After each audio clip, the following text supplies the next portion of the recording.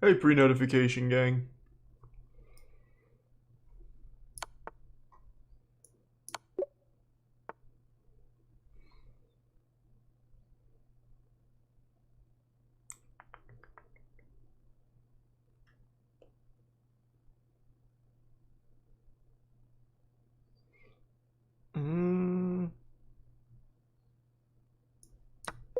Oh.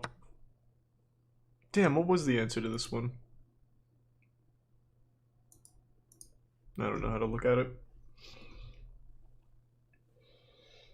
Have you ever played Rogue Company? No. No, I have not. I do know about it, though. I just myself haven't played it.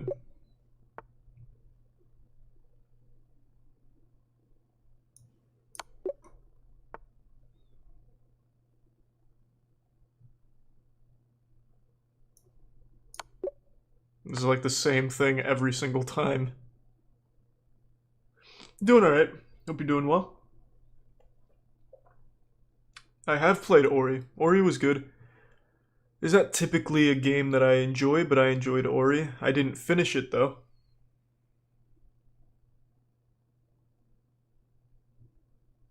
You're gonna play Hitman 3? Yes. Of course I will.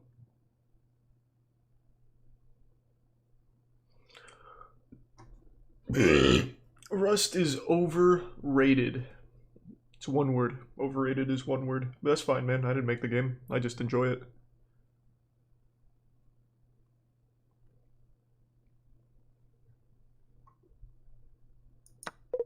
But I don't just take.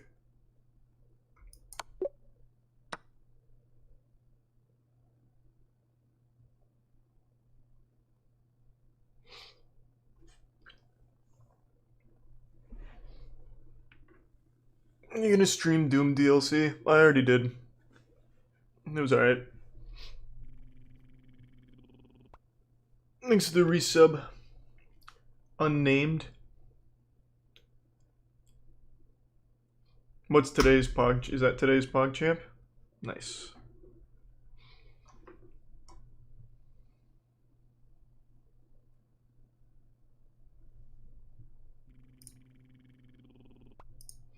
Thanks to the Prime Meat God.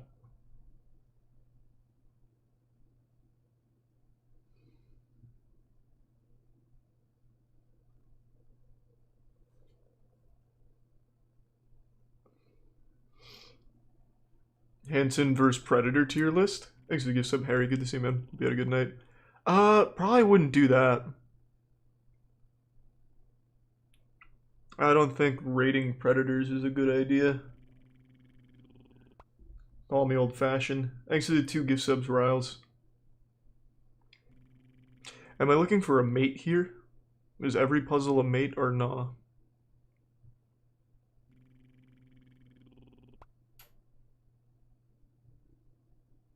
Thanks to the Prime Space Wolf.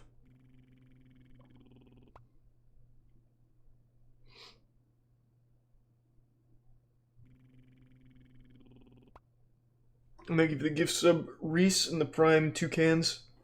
And the resub Cellmate.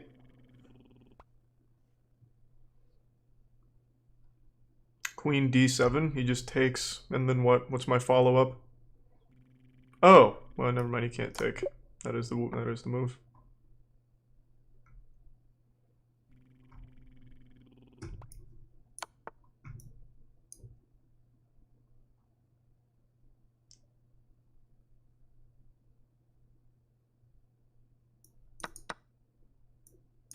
Oh, no, no, no, no, it was here. Whoops.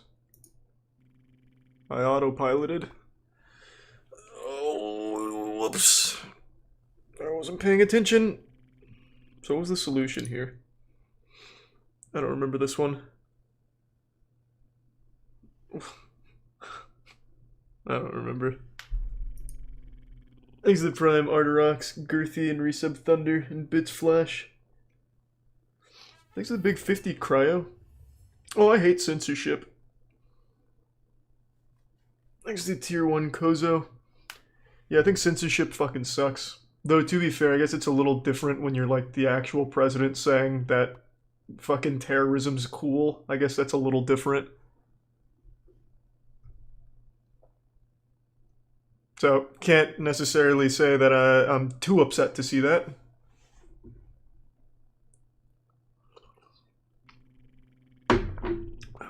Thanks to the resub Double Danny.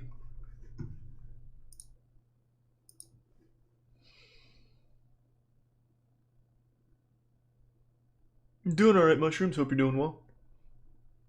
Thanks to the gift sub Kazuma.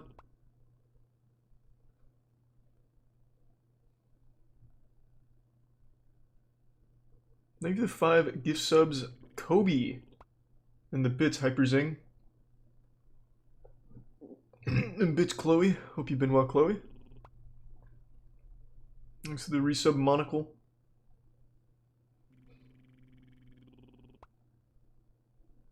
Yeah, I know I'm supposed to take the rook.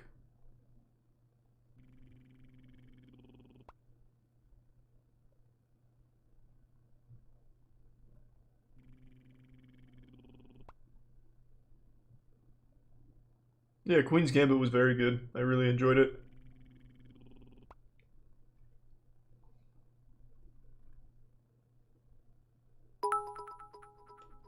Yeah, I will have Daniel on the horn here pretty soon.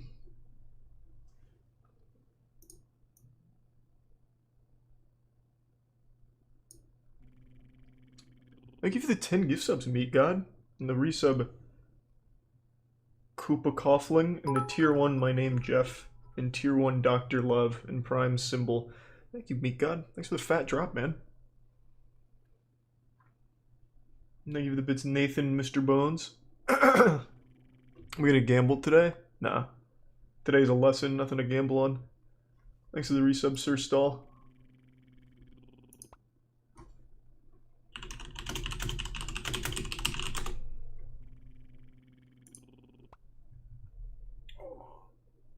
Yeah, we'll do the lesson for this afternoon, and then tonight we'll hop back on Rust, is the plan. Thank you for the tier 1 Mac and the tier 3 MRG time. Thank you for the big fucking tier 3, man. And the resub Goldstein, Big Milk, Prime, Julianne, and tier 1 your boy Jeremy. And resub T-Belsk. I don't know when PogChamps 3 is, but yeah, I will be in it. I will be winning it. Good luck at Jad, Ivan. Among Us with Sean later. I am not in that lobby today. I also couldn't make it to that lobby even if I was invited.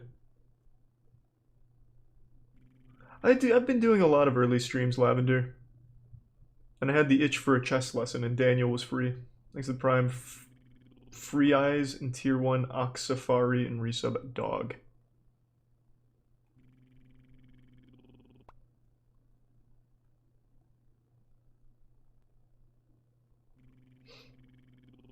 True, Gothic. Good point. Thanks to the resub Brindizzle and Prime Dank. And the big 5 gift subs Cumgar. Hey, Cumgar. And thanks to Prime Atticus. Okay, alright, I'm ready.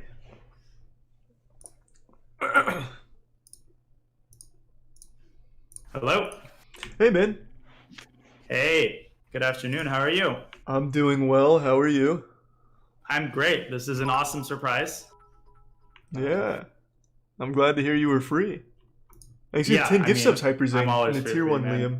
After the big news about PogChamps 3, Hyper. my single purpose in life is to get you to kick ass. Oh, that's what I like to hear. Putting you through the ultimate Russian torture. If you thought our prep for PogChamps 1 was tough, then welcome to hell. I'm excited to be here.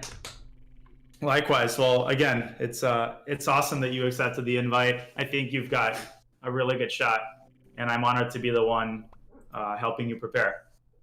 So I hope not to disappoint. I don't know if we'll repeat the success from your game against XQC, but we'll do our best. We'll get close at least. Oh, absolutely. Thanks to Or we'll the surpass it. skillful So Zoldyck and before we Kirat. jump in, I thought a little bit about how to structure. So PogChamps, when did the games actually begin? Do you know? No, I don't know when it starts. I'm assuming it's like Thanks to the gifts of probably a Jeremy couple and of Oikwa. weeks. So I put a little bit of thought into how we're sort of going to structure our training from a broader level. I want to give you Thanks, a really Harry. quick overview and then maybe get your take on it. I don't imagine you'll vehemently oppose it, but I just wanted to kind of let you know where I stand and what the overarching plan is. So I think that your training before PogChamps 3 Thanks to the big should be 2K divided bits, Hyper. primarily into 4 categories. Goddamn Hyper. The first is, of course, games. You want to get a ton of practice, and a lot of it you'll do alone. Some of it we'll do between us, and we'll mercilessly go over every frickin' mistake and why it's made and how to correct it. So you want to be, Thanks to Resub Fluff. you want to play a ton of games. Number 2 And is Coughlin. openings. So at some point, we'll have to do a session where we basically revamp your opening repertoire. And that's going to be the most boring session you've ever had. You're going to want to pull all my teeth out and then punch me in the face. Okay. In either order, but just warning you, that session will come. But nonetheless, I think if we revamp your openings, you'll sort of expand your horizon a little bit, and you'll be able to fight for an advantage with both colors, which I think Thanks to is going to Prime be Biscuit important and for Jonas. PogChamps 3. Janos. Number 3 is, of course, tactical form. I saw you doing Puzzle Rush. We'll do a bunch of different drills and exercises because basically I want you to That was be not a good in as Puzzle good of Rush a session. tactical form as you were before PogChamps 1. And then number 4 is what I would call positional understanding. I want to help you expand a little bit Thanks your to Prime base Birdie. of knowledge in terms of Or how you Beauty. look at various positions. And I want you to become comfortable finding plans that involve doing shit other than attacking your opponent's king. So we're going to look at some classical games. We're going to do a lot of exercises that maybe are a little unfamiliar to, but those are the 4 categories that I really want to help you master before PogChamps 3. How does that sound in general? I'm all aboard the Daniel train. Whatever you think's best, I'm in. That all sounds good to me. Thanks to Prime Fantastic. Well, how Nilsson, do you know the I'm not Bitch trying to Waffle, sabotage Jackalow. you? Are you absolutely certain of that? Nah, even if you were, I'd take it. If Daniel needs to sabotage me for some kind of loan shark deal, I'm fine with that too. Oh, the kind of shit I'm in, you wouldn't believe. Okay, so Thanks to I think Prime we Ayun. should probably start with maybe 1 or 2 games. Sure. And then we'll analyze, and then we'll go into a new kind of exercise. Okay, just 5-minute games. Sure. Perfect.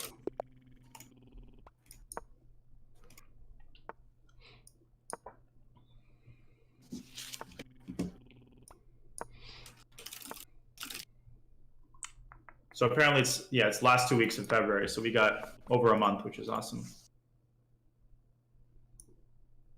All right. Oh, I don't think I can hear you any longer. Oh, okay, you're still. Thanks to Resub Hyper. I was analyzing the board. Thank you there for we the go. bit Sorry, stream. it took me a while to open the game. Tier 1 Don All Julio. right. So, founded 1988. Interesting opening. What comes to mind here? Just pinning knight and then dropping the bishop Absolutely. back. So, more active to pin the knight, of course. Yep. Thanks, wasted way for the prime. Okay, so here already you need to put your tactical detector on. Whenever you have a pin, Yeah, that pawn's now hanging at E5. Bingo. exactly. Very good.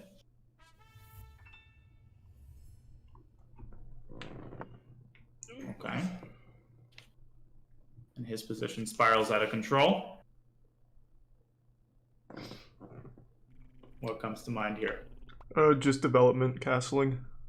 So that's one option. But once you have a knight on e5 and bishop on b5, what other thing do you have to consider? Anything catch your eye in terms of that pin? Take a look at his knight on c6. How many attackers do you have on that knight?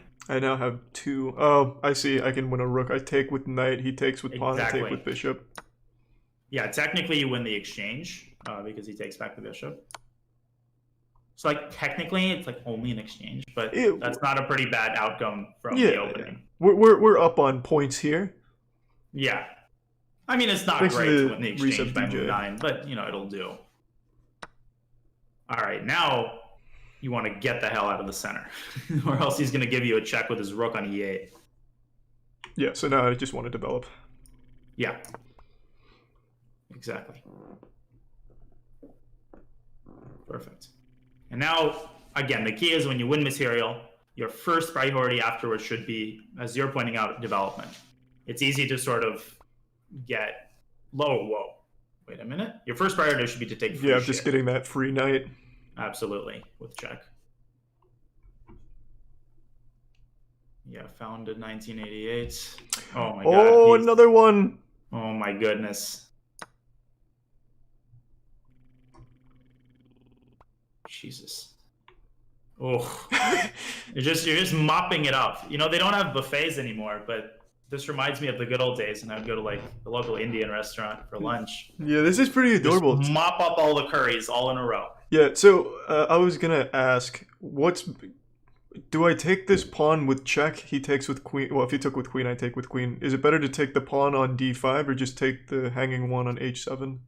So the d5 pawn is the juicier morsel, but there's a funny. I would take the d5 pawn with the queen, and the reason behind that is a very funny one. If you take with the knight, he goes king up to d6, and all of a sudden your queen is hanging, and your knight is actually hanging. Okay. His queen on a8 is attacking it, so I would play it simple. Go for the queen trade. You actually force the queen trade because his bishop is hanging. And remember that, like, I would draw the informal threshold at a rook. If you're a rook up or more, you should be very safe going for an endgame. Like, you know you're going to win that. Thanks to tier 1 Papa. And they give some grievous But we'll take a bones quick look at this and after the game. This knight takes d5 move. Okay. Holy shit. We're really This cooking. guy is one of the most selfless opponents I've ever seen. Ooh, if I deliver check e1 with rook, is that better than just delivering Perfect. another one? Okay. Perfect move. Bringing the pieces into the game. Oh my goodness. That's mate now, right? Oh, it actually is. I Yeah. actually missed it. I was so attracted by the rook, I didn't see that you could mate him on e7. Oh no, I immediately recognized that, yeah. I don't know if you even need my coaching anymore, Charlie. I think you've graduated to the upper ranks of the Russian School of Chess. You need somebody better qualified. Yes, Wow. sir! Holy smokes, what a game. Okay, so just very, very quickly, before you jump in. Actually, why don't you jump into the Thanks, next one, and then Reset, we'll boy. analyze both at once, since you're on a roll. Sure. Alright, let's get another one going. Yeah. There's just one or two moments in this game. You know, I hate the one letter followed by many numbers. It's never a good sign. He's smurfing. How does this guy remember his login? I wonder if like his computer is wiped. Okay. 4 knights defense.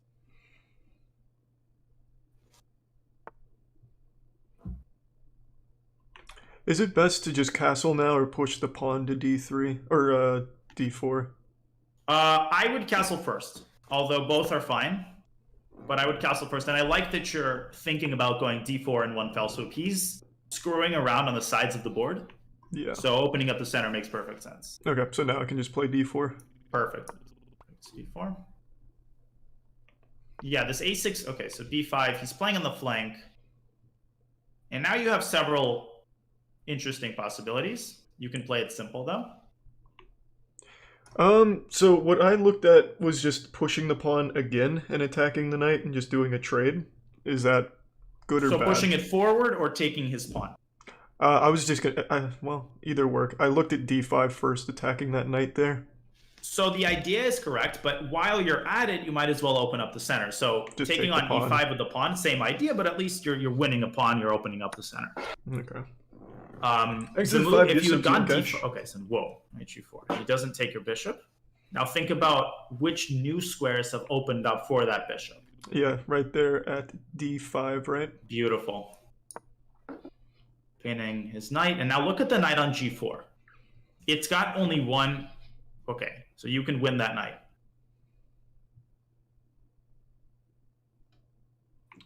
Yeah, I just pushed this pawn up, right? It's got nowhere to go. Exactly. And if he takes on e5 with his knight, then what do? He probably will do that If he takes on e5. with his knight. Yeah, Oh yeah, I just take with my knight, right? exactly. Undefended pieces. Yeah. And I'm going to hammer that constantly on defended pieces all the time, particularly the bishop on d5, bishop on b7. That's a standoff, and you always want to kind of note that down because that can really, really help you.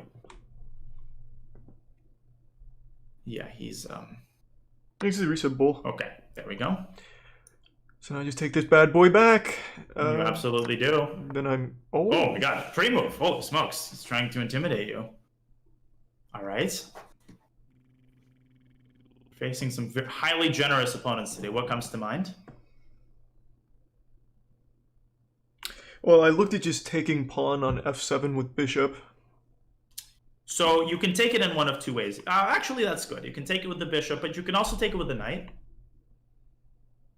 And either move is fine. Why don't you take with the bishop? Okay. Because I want to see, again, speaking of sabotage, I just like to watch you suffer.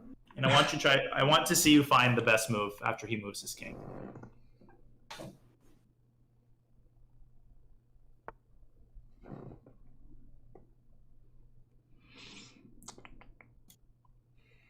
Okay, now it's important to deconstruct what's going on here, right? Mm-hmm. What is your instinct? What does your gut tell you? Well, the first thing I looked at was getting my queen into the equation. Bringing her up to d5 protects that hanging knight, and it also gets her into the attack, but I don't know if that's the play. Okay, but are you sure it protects the knight? Because he's got two attackers yeah, on the knight. You've got only one defender. Yeah, right. So you need to untangle yourself, and you have just the way to do that. Just trade some pieces. I'm just trading knights then? Trading knights, right? Because you have no other good square. If you move your knight, then he takes your bishop. True. So it's a good idea for you to practice just playing it very simple. Keep simplifying. Can you force another trade? Yeah, I can just bring my bishop back to d5, right? Exactly. You're up a piece. Thanks to prime. You're still attacking. It's not like you're relinquishing the attack. Now, do I want to take with the pawn or take with the knight or queen? All three moves are fine. Follow your instinct here. Okay, I'm going queen because it attacks his rook. Good. That's a great move. Okay. Now you want to think about what are the weaknesses that have been created as a result of this move. Like what squares does that c-pawn no longer defend? Can you get your queen to that square?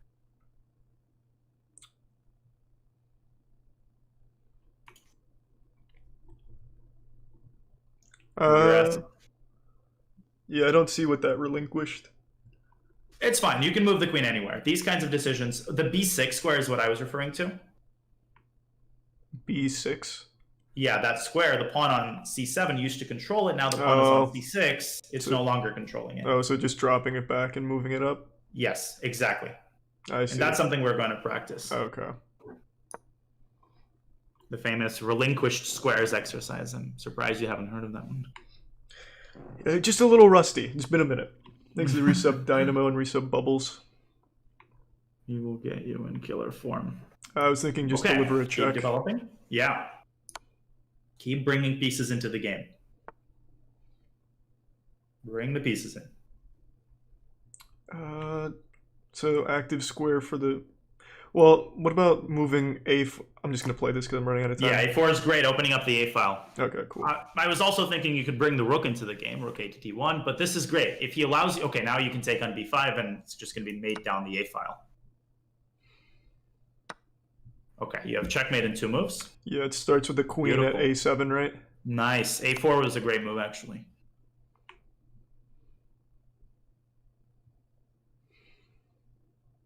Okay, now he's starting to think. I think it's just a tiny bit too late. Yeah, he only has one spot, right? And now it's b8 for the mate. b8 or c7 or a8 or a6. You have 4 different mates to choose from, actually. Okay. Very nice. I'll do this one. Yeah, very clinical. Okay, so let me invite you to an analysis board. We'll just take a very quick look at these couple of moments in these 2 games. Nice. How do you feel in general? Do you feel confident? Do you feel like there's anything you are particularly nervous about, or like what's going on inside of your head right now, just so I kind of know? Probably openings is my weakest part at the moment, would be my thought. Would you be down to take a look at a little bit of that today? Oh, you take me by the hand and you lead me through whatever you want. You are a dream student. I just have. Okay, wait. To do. I've started to do that a little bit more recently, and I hate that. I'm becoming soft. Okay, let me invite you.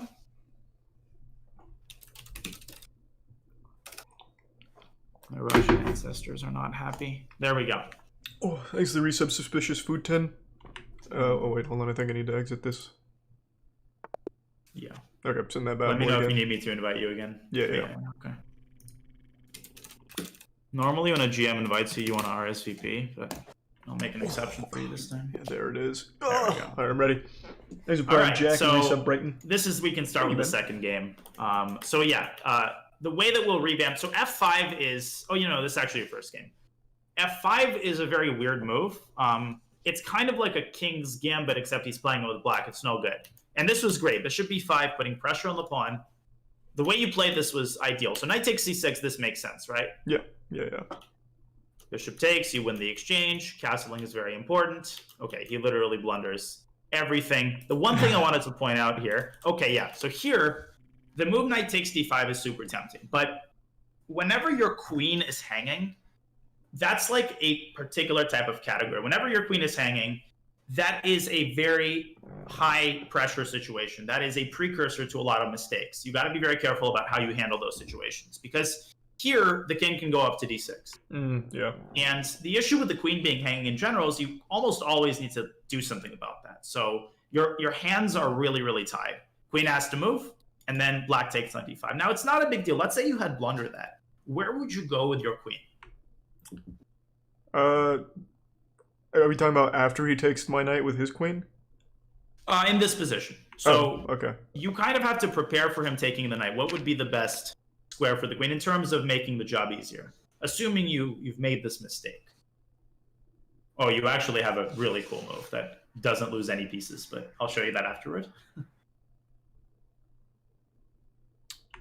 You have a very pretty move. It took me a while to see that one, actually. So remember, the rook is the threshold. So you do want to trade queens here. Can you guarantee that you will trade queens after he takes on d5? The only place I see is just moving it down to like d3 and just preparing for it. Exactly. D3 or h5. That's it. All that I had in mind. Just tying the queen to the knight, trading. And what would be the next move here?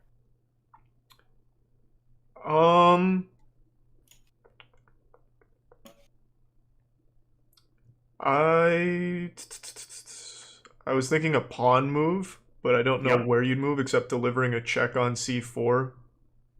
Well, then the king takes. Yeah, but that'd be getting the king deeper. That's all I was thinking. It would, but you don't have a queen. If you had a queen, that would be great. The problem is this is an endgame. So remember that in the endgame, the rules don't really change. You still need to do the same stuff that you would want to do in the middle game, i.e. develop your pieces. You're not going to win this game with these pieces of crap just lounging around on A1 and C1. So get them out, just like you would in a middle game. So you just develop, you just push that pawn up d3. Absolutely. D3, then bishop e3, and rook e1. So I'm going to put the emphasis in general, having as many of your pieces doing something as possible. If you just follow that simple rule, things are not going to be that bad. Like, that's going to eliminate every day. Getting crushed, basically. And in the end game, you do exactly the same thing. It's even more important to have all of your pieces playing because you don't have a lot of them left. Mm-hmm. So does that sort of make sense? Yeah, that makes sense. Perfect. And now the second game. So let me see. How do I paste this one? Okay, I'm going to have to re-invite you to another board. Good. Sog Champ is better, though. You're getting 2 invitations now. This is your lucky day. All right. Turbo. Invited. All right. Oh, yeah. Okay, they want to see that. Okay, I'll show the cool move later. Okay. The cool move was knight takes c7. It was not like nothing to write home about. Okay, so here, h3, h6, a6, and you open up the center, right? Your opponent is screwing around. You open up the center. And now d takes c5. So you wanted initially to play d5. Problem with this move is that it closes up the center. And black does not have to take your bishop. Let's say black just drops the knight back to b8. Okay, you have to move the bishop, right? Mm-hmm. And black goes d6. When you have a lead in development, as you already know, you want to open up the center. And when you got this structure, the center is very closed, which means that even though you have more pieces developed, that loses its effectiveness, if that makes sense. Okay, that makes So sense. that's why the move d5. It also closes down your bishop. So d takes d5 does the same thing, but had he taken your bishop, the center is a lot more open, and you have a very, very nice move here, very natural move, accumulating the pressure in the center. Yeah, just pushing the pawn up, right? You can do that. That's one way. Can you play a piece move, attacking the queen? Oh, yeah, just developing to the d5 outpost. Exactly. He's got to go back. Now, where do you put the bishop? Now the bishop just goes to f4, right? Bingo. He's got to go. You're attacking this pawn. Now tear this shit apart. The move you wanted to play earlier. The move I wanted to play earlier? Yeah. Well, that's pretty vague. What move did I want to play earlier? Uh-oh. Yeah, there were several. Uh-oh. That's an extremely helpful hint. What are you talking about? Earlier in this game. Oh, I'm just pushing the pawn. Absolutely. Yeah, E5, yeah. and you open up the file, and he's absolutely busted here. So very simple, following the principles, and black's just going to get demolished here. So that was possible continuation. Sorry. He went b5, he went knight g4, bishop d5, bishop b7, h3, and there's only one other thing that I wanted to show you. After he took, then everything was very simple. He has a interesting move, h5. This is called I think a fishing pole trap.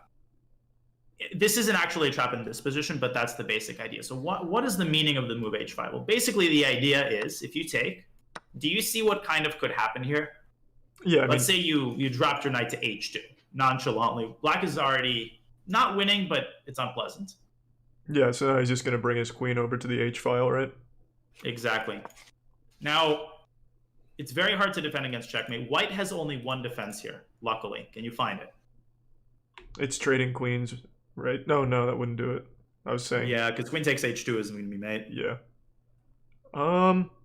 Is it just bringing the bishop up to f4? Bingo. Only move. Without this move, it would have been checkmate. But the way to just avoid all of this is to play knight g5, stopping the queen from coming to h4. So just wanted to raise your awareness that when there is a piece on g4 and you are attacking it with h3, your opponent may play this move. And there you have to evaluate whether or not you can take the knight or the bishop, whatever is on g4, and make sure that the pathway to h4 is covered up. Okay, makes sense. So that's basically it. Everything else was extremely smooth. Thanks to Resub CLM and Yeti. Okay, Use perfect. Fox. So I think we can divide this next segment into two sections. We can talk a little bit about openings. Hey, take it easy, And man. I want to sort of start talking about building up Hope you have a good positional day, Trunk. understanding, and do a little bit of a drill that involves that. Looking at the position perhaps in ways that you're not quite used to. Does that sound good? And then after that, we can jump back in for a couple games. Sounds good to me, man. Perfect. Run Let it. me just pull up my notes. Welcome, minimum. And I'm getting a lesson, and you're all getting a lesson for free. a couple of positions that I have here. One moment. Okay. So let's begin with some review. We had looked at this position many moons ago. And this position is what I would call a gateway into positional understanding. So I'm going to paste this position in a moment and let me know if you can see it, because it always glitches. This is, of course, a game between two Russians, because what other game would I ever show you? Yeah, it's the only games that matter. And part of what I brought with me home to Charlotte is a book called it's simply called The Path to Mastery. Not even The Path to Chess Mastery, The Path to Mastery. Wow. I'm translating. This is written in 1970 in the Soviet Union. This is like the ultimate Russian school of chess. So some of the positions I show you are going to be from this book. It's one of my cherished possessions. Yeah, that sounds like a crazy book.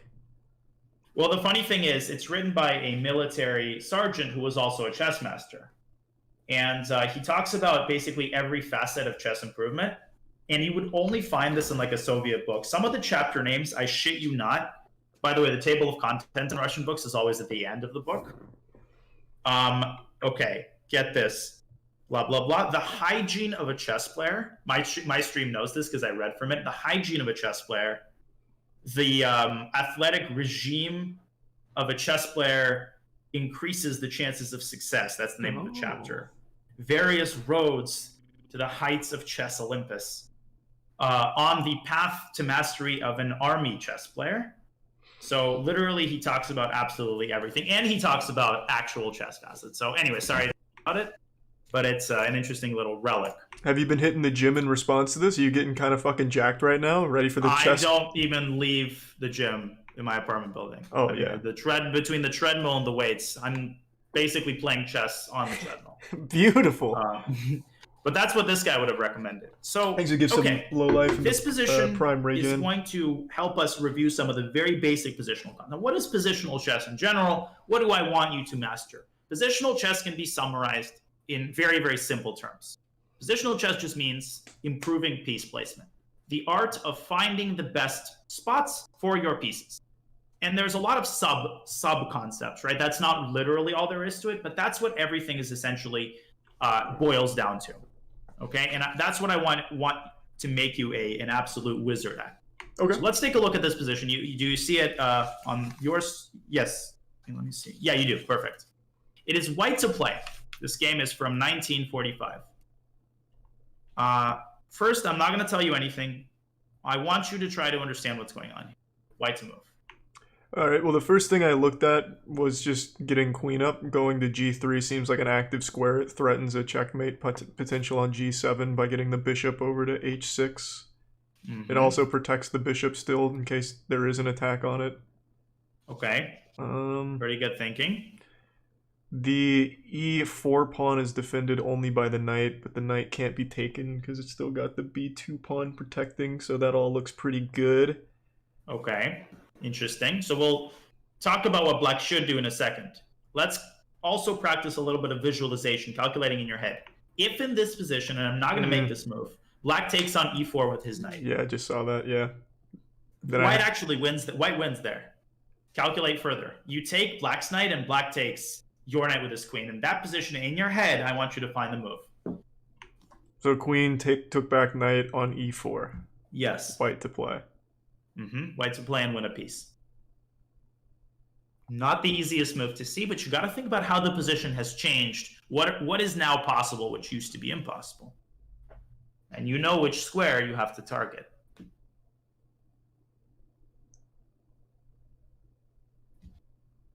Take queen. What's possible? Oh, anything's possible. Fuck. Oh. My tight little asshole. I can't do this though, right? I can't come here. Anything coming to that genius mind? There's a couple cobwebs on here I gotta dust off, it seems. Yeah, I'm not seeing it. Oh, and I'm completely understand this is going to be challenging at first. Yeah. So what you need to target here is that g7 pawn. Yeah, I see. But instead of targeting with the bishop, you target with the pawn. Bingo, f6. And if bishop takes f6? Then I'm... so bishop f6. Pawn taken. Don't I just then slide over to h6? Well, then you're not threatening anything on g7. You can actually just take that bishop. Okay. Because why can't pawn take the rook?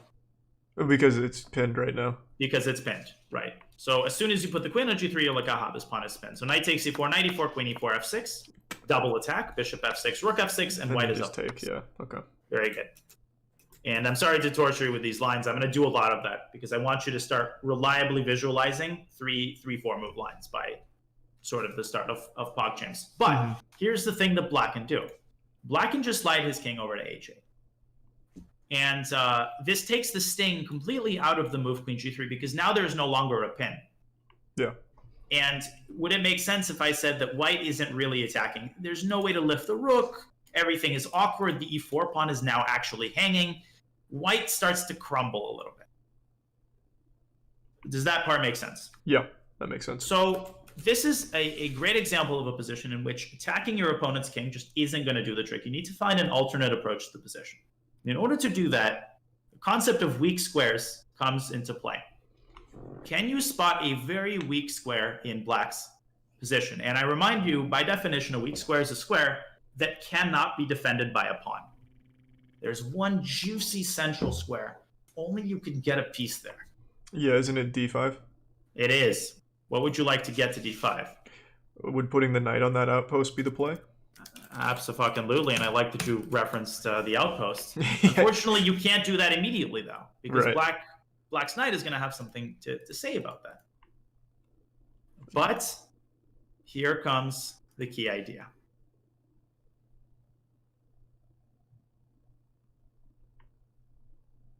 Am I finding the key idea? You are absolutely Okay, finding okay. the idea. I- You are going to find it. Okay. I have no doubt at all. All right, yeah. We're never going to have a lesson again. Okay, so we need to get the knight off of that d5 square so Get the hell out of there. are we just chasing it down with the bishop going to g5? Exactly. Okay. Bishop g5 is the brilliant move because the knight is pinned. He cannot move. Right. And whatever Black does in the game, Rudakovsky, Black played rook a8. Smyslov, he played, I think, h6.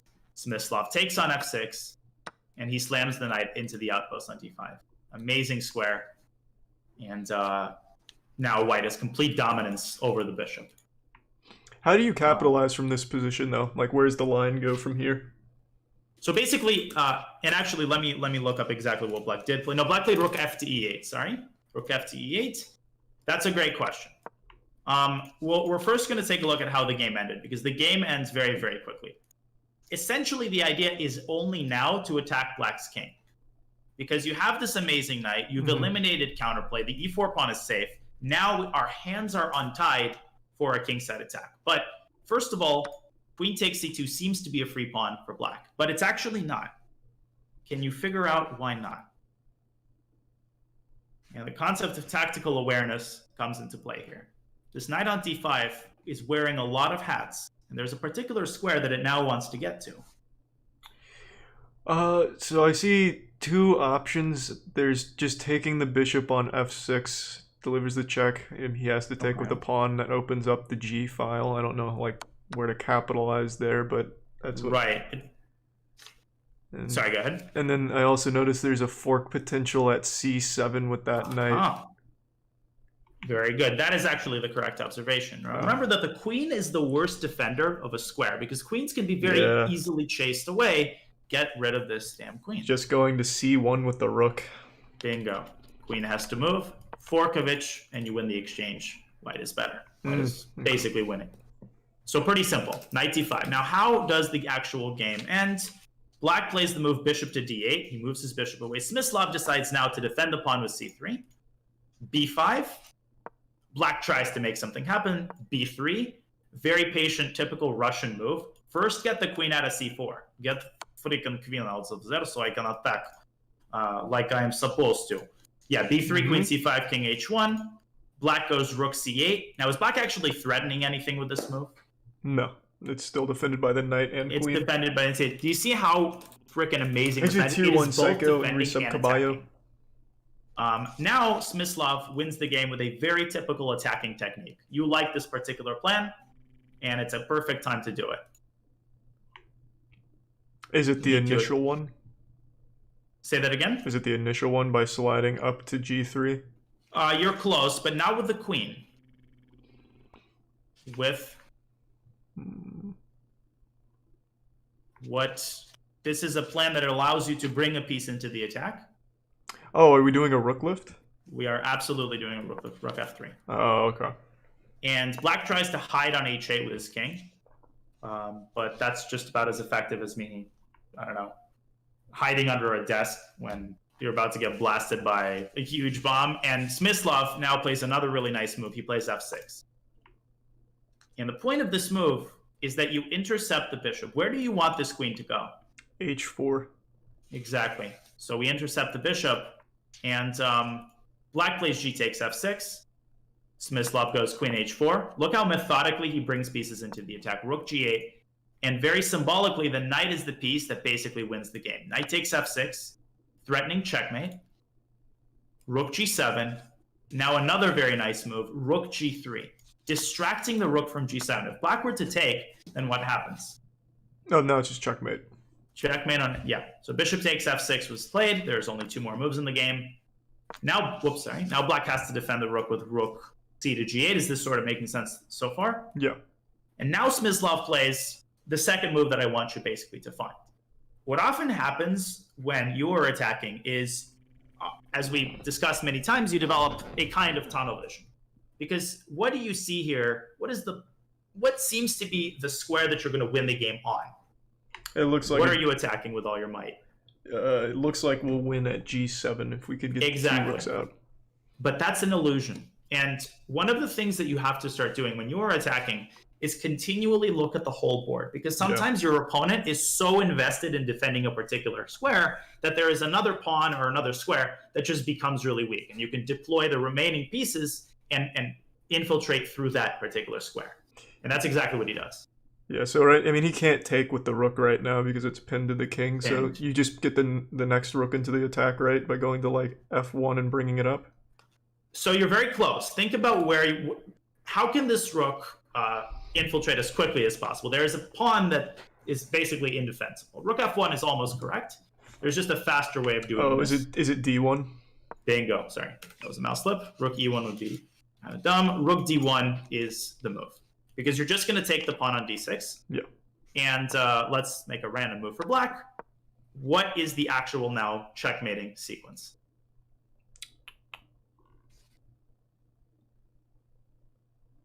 I believe it's rook D8, take on D8 with queen. Excellent. Yeah. Okay.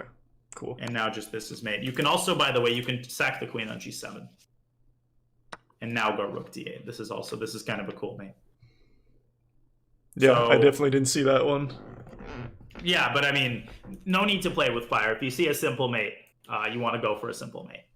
So that basically is key positional concept number 1. You want to get a piece to a square, and you want to continually start, okay, where does this piece belong? Where does this piece belong? How can I reposition this piece to that square? And oftentimes there will be an opponent's piece that is in the way. Vinax and resub muffin. And you want to try to get that opponent's piece out of the way. Okay, that's sort of key gateway concept number 1. Now concept number 2. We're going to take a look at a segment from one of my games. This won't be long. It'll just be sort of one position. The concept of trades, right?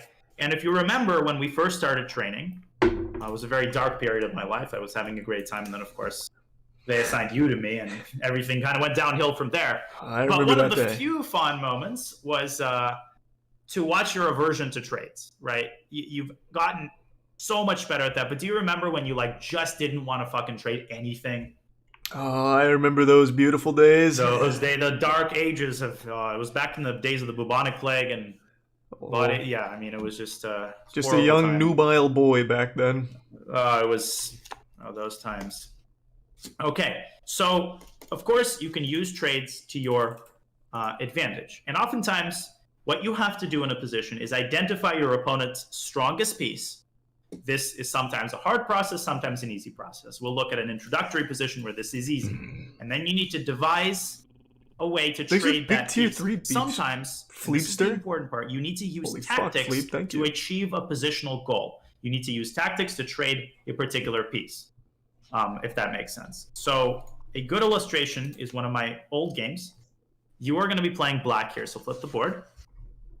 I want you to go through this process. I want you to A, identify white's strongest piece, and B, find the quickest way to trade it using tactics. Not an easy position, but I think you can do it. Wait, did I just encourage him? Damn it.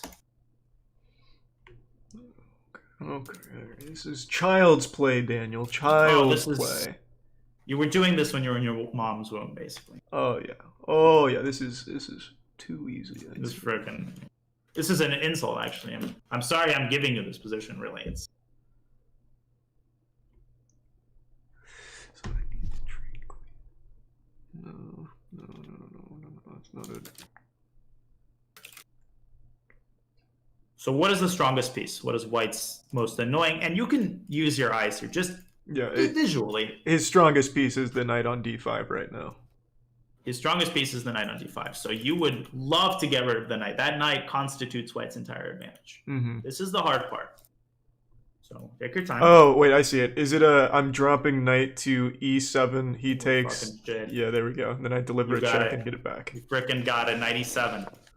Temporary sacrifice, queen c5 check, and then you win back the knight. And the position is equal. It's a queen endgame. And the knight has been gotten rid of. Nice. Now, let's imagine that black had instead tried to prepare this move by playing queen to e6. Now flip the board and face white. Another positional task, identify black's biggest weakness and pile up on it. And this shows why queen e6 is a very key mistake.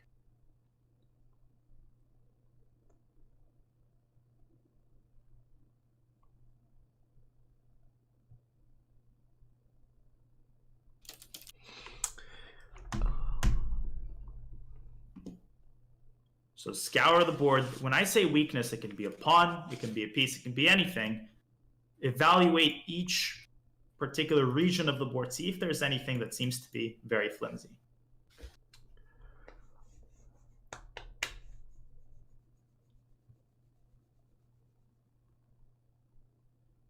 I mean, I could slide my queen all the way to h5, attacking his knight. You're close. That's actually not a bad move. The knight has a hard time moving because if knight e7, then white to play and win. Yeah, don't I just... I'm just going like straight down to e8, right? Bingo, winning the knight because of the pin. But that's possible. But another possibility is to attack this pawn on f6. Why do I see this pawn? Because this pawn cannot be defended by either of its neighbors. So by definition, it's a weak pawn. How can you attack it? I attack it by moving queen to f3. Bingo. Okay. And you see that the pawn cannot be defended. Yeah. Notice also the pawn on g3. Something I want you to file away in that mental Rolodex of yours, which of course is, you know, it's almost full with chess knowledge, but just one little factoid. When the knight is on the same file as a pawn, and there are two squares between a knight and a pawn, both of which are on the same file, that is a very bad situation for the knight. So here we have that situation. There are two squares I'm highlighting in blue between the g-pawn and the knight, right? Mm-hmm. And do you see why this is a horrible situation for the knight? Because... Pardon my French. Yeah, go ahead. Yeah, because it can't move forward. The pawn defends both of its squares. Yeah, as they say in French, the knight is cock-blocked. It wants to go to f4. No. Okay, no. What does that mean? That was just horrible. I just said the knight is cock-blocked. Ah. I may use that expression. I get you. Thanks to the reset bar. Ever since I learned that in fourth grade last year, I cannot stop using it. So the knight cannot go to f4, cannot go to h4. Just file that situation away. Make a mental note. Okay? So does this make perfect sense? Yeah. Okay, so we're going to do a freaking ton of various positional exercises. Let's just do one last one that kind of bridges the gap between positional chess and tactics. Then we'll talk little openings, and then maybe a couple more games. So, sure. Thank you, Alexander Merkov, for the prime. Okay. Is it 500 bits Philippe's turn? One of my blitz games. It is white to move in this position. And part of what we're going to build up is not only the ability to evaluate trades and prove pieces, but also the ability to sense when you can basically launch a very quick attack. Like noticing, okay, a position that looks very peaceful, right? This doesn't look like anything is going on, but in reality, white is only a couple of moves from winning the game. I want you to try to figure out why that is and what move white can make here. This is going to be tricky, but try to make as many observations as you can. Well, I can't trade knights here because I take knight with knight, he takes with pawn, and now my queen's being attacked, so that's definitely not the play. Yeah, right. That opens up the file. It's equal. By the way, this is not bad for white, but it's clearly not, the alpha move. I was looking at getting queen on kingside for an attack by going to g5, but I don't see where I'd continue that attack. Right, and I remind you of one key thing. In terms of the queen's involvement in the attack, usually when the queen is all alone in an attack, it's not always that effective. That's like, Napoleon Bonaparte, going himself to the front lines. Yeah. Queen is like the general, and she needs to be used in very specific ways. Oftentimes, as the sort of support, as the leader of the attack, the queen can be way behind in your territory, like on g2, and doing just the same thing as it can be on g5. But we'll talk about that later. Okay, good call on that one. Yeah, I don't know what's got into me. Very French. So what seems to be annoying you about this position? Which one of black's pieces is... It's the e5 knight. Right, but you don't want to take it. So you want to Right. find an alternative way to chase that knight away. What comes to mind? Well, I'd have to move the pawn on f2, so I'd have to evacuate the knight first. Bingo. I guess putting the knight on... I mean, d4 doesn't seem terrible. Exactly. Centralizing the knight while you're at it. That is the move that I played. Very nice. Knight d4. Okay, cool. So I call this the wish list method. Some positions, you want to just ask yourself, well, what the hell do I want to do? If I could have anything I wanted, whatever, for Christmas. Exit tier 1 Spudster. And that could be anything. A piece on a Bittigan particular Fleetster. square. What is it? Because sometimes that's closer to reality than you might think. So black is a GM, by the way. This is, I was white and I was playing a GM. Knight e to d7 was his move. Continue. He's trying to preempt me, but that doesn't mean I don't want to do what I wanted to do earlier. By playing the pawn up to f4. Absolutely. f4. He goes knight to c5. Keep it going. His king is very weak, Yeah, right? There's so- no fianchettoed bishop. You must open files. Yeah, I'm pushing this f pawn again to f5, right? Exactly. If he plays g takes f5, find the winning move for white. Don't rush. Again, as soon as a move like this is made, how is the position changed? What new avenues are available to your pieces? Yeah, now I have the entire g file. Yep. So, G5 check. yeah. Wins the knight. Exactly. Good. So bishop c8, f takes g6, h takes g6, and now basically the critical moment. Or sorry, he plays f takes g6. He took with the other pawn. Now I'll give you a hint. There is a sacrifice that leads to a devastating attack. Is it sacking the knight d4 to f5? Very interesting move. And actually, that's probably not bad at all. But after g takes f5, you will find that it's actually not that easy to continue. Because if you give a check here, right, that's what I assume you wanted, That's what I was looking at, yeah. then the king can slide over to f7. It protects the knight. Gotcha. It protects the knight, and here's the problem. If you play e takes f5, why is this bad conceptually?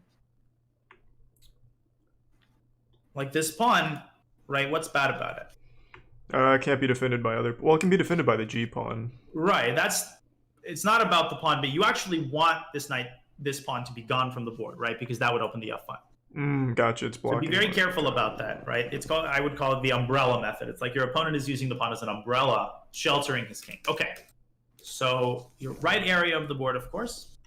Think of another sacrifice. Oh,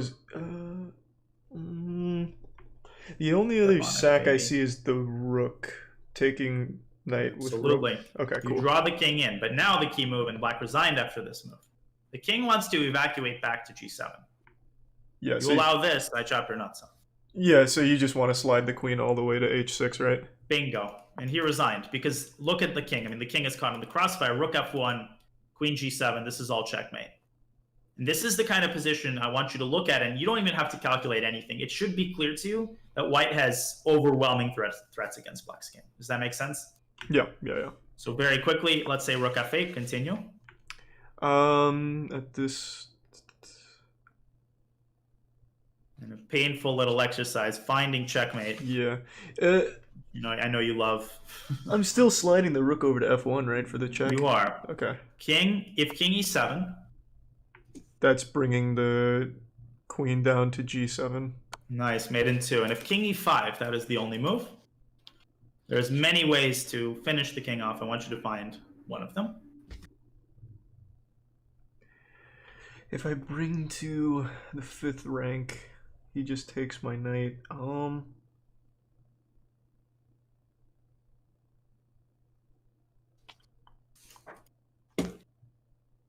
And in such positions, it's important to apply basic logic. Checks, captures, threats. You want to keep drawing the king deeper and deeper into your territory. Do I just deliver a check at f3 with that knight? Whoops, I don't know what that move was. Very solid move. That basically forces black to give up the rook. Yeah. But you can actually sacrifice the knight. You can use it as kind of a mousetrap. Because if the king appears on d4, then there's going to be a checkmate. What you need to do is compel the king to go to d4. Give a check, force it there. Remember to look at retreating moves. No, so am I just bringing the queen back to the 5th rank at g5? Exactly. King takes d4, and now the mate is elementary, my dear Watson.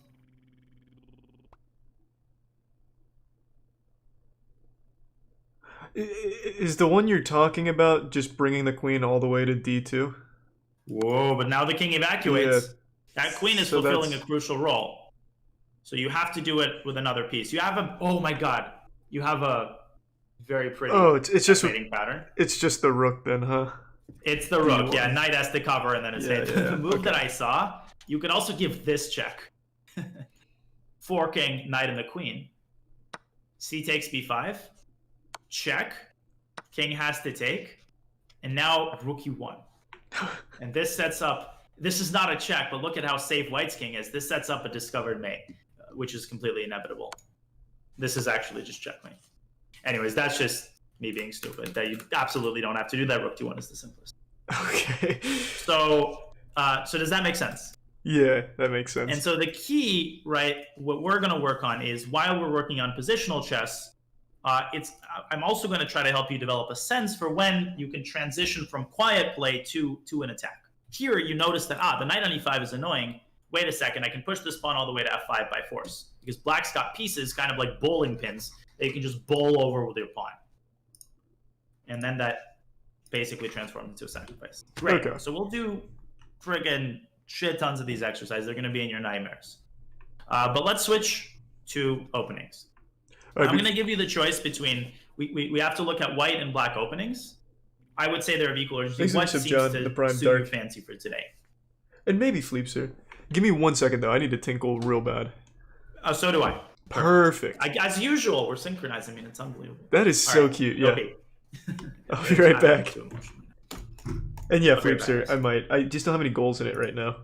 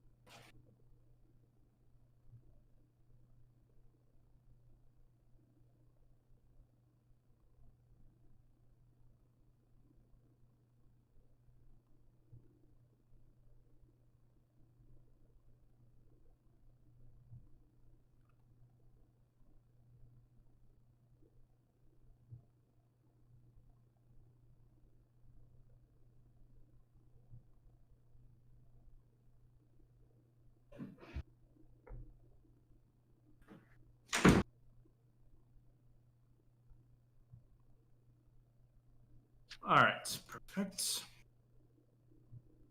Well, here we go, guys. We're going to build a beast opening repertoire for Charlie. I have just the proposals.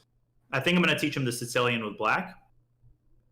And I'm going to teach him something kick-ass for white. Basically, our goal, Charlie's not going to just try to get out of the opening alive. He's going to go after his opponents with both white and black. That is the ultimate goal because we have a month. He's going to have the best opening repertoire anyone in the Pog Champs. But don't tell him I said that. Also, big shout out to those of you guys in Charlie's chat. Hope you're enjoying. we're going to make your man pretty damn good. We're going to make your man pretty damn good. It's going to take a while. There's going to be some tough moments. It's going to be a steep learning curve, some tough exercise. There's going to be frustration, mutual frustration, but he's going to come out strong in the end. Your boy is going to come out strong in the end.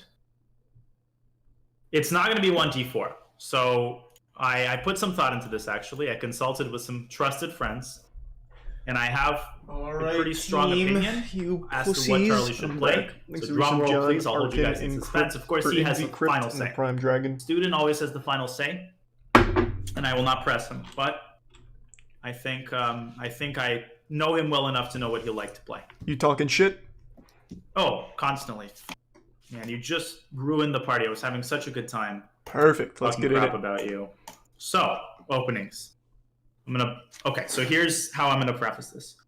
You have total veto power over any of my proposals, and I know you know that, but I really mean that. If I'm showing you something with openings, it's like clothes, you know? It's like a pair of jeans that you're gonna wear for the next 7 years. Okay, it's totally not like that, but you get what I'm saying. Oh, yeah. It's going to be crucial that you're emotionally fine with this. Now, here's my proposal. Let me make a new board. And let me re-invite you to an analysis board. Just give me a second. We have a month, which means that your opening repertoire by PogChamps great, Souls. Send it on Twitter. Kick-ass. And I consulted with some friends. I put some thought into this, and here are my proposals. Invited you. I'm here. Now, let's first take black. So your move, of course, has always been e5, right? That's like the rite of passage. My proposal is for me to teach you the Sicilian defense. Oh, wow. Now, let me explain the rationale behind this. I'm going to come at it from 3 angles. First of all, in this, are you aware of what White's main response to the Sicilian is? This is not what you're going to face most commonly, but have you heard of the open Sicilian? Only from you, I think. So the open Sicilian, this is White's main line response to most Sicilians, is knight f3 followed by d4, opening up the center. And against the open Sicilian, there is a incredibly tricky opening called the accelerated dragon. It is an opening where you fianchetto the bishop very, very early. Is that what you call it, or is that its real name, the accelerated dragon? That's its real name. And it comes from the non-accelerated dragon. The regular dragon is d6, knight f6, and now g6. And chess players, as you know, are known for their incredible originality. Apparently, this resembles a dragon. You can kind of see that, the curves of a dragon. Yeah, oh yeah. And it also is a very aggressive opening, so it's like a fire-breathing dragon kind of opening. That sounds I'm sure like there was some namer that got off on this, but the regular dragon has kind of fallen out of favor. It's incredibly theoretical. You're going to have to do hours and hours of memorization, and White gets most of the fun here. But with the accelerated dragon, you actually develop the knight first, and the accelerated dragon is a lot less scary to play than the regular dragon, and it's a lot more tricky. So you might not face the open Sicilian because most people of your rating don't really know how to play against the Sicilian. And that segues me into the second appeal of the Sicilian. Most people you play are going to mess this up pretty badly. A lot of people are going to play this like an Italian. They're going to play bishop c4 here, right? They're going to think, oh, well, this is the same as an Italian. But the thing is, after bishop c4, black is already slightly better. And I will show you exactly how to play this position. You're going to get the kind of position you can immediately play for a win-in. It's going to be unbalanced. And this is going to allow you ultimately to work on some of the concepts and put them into practice. So that's, I would say, reason number 2. Most people you play are going to immediately screw up. And reason number 3, as I've been hinting at, is that I want you to expand basically your horizons, by which I mean, I want you to expand your ability to play various kinds of positions, get more unbalanced positions. And would it make sense if I said that after e5, the positions tend to remain relatively balanced in most of your games for some time? Yeah.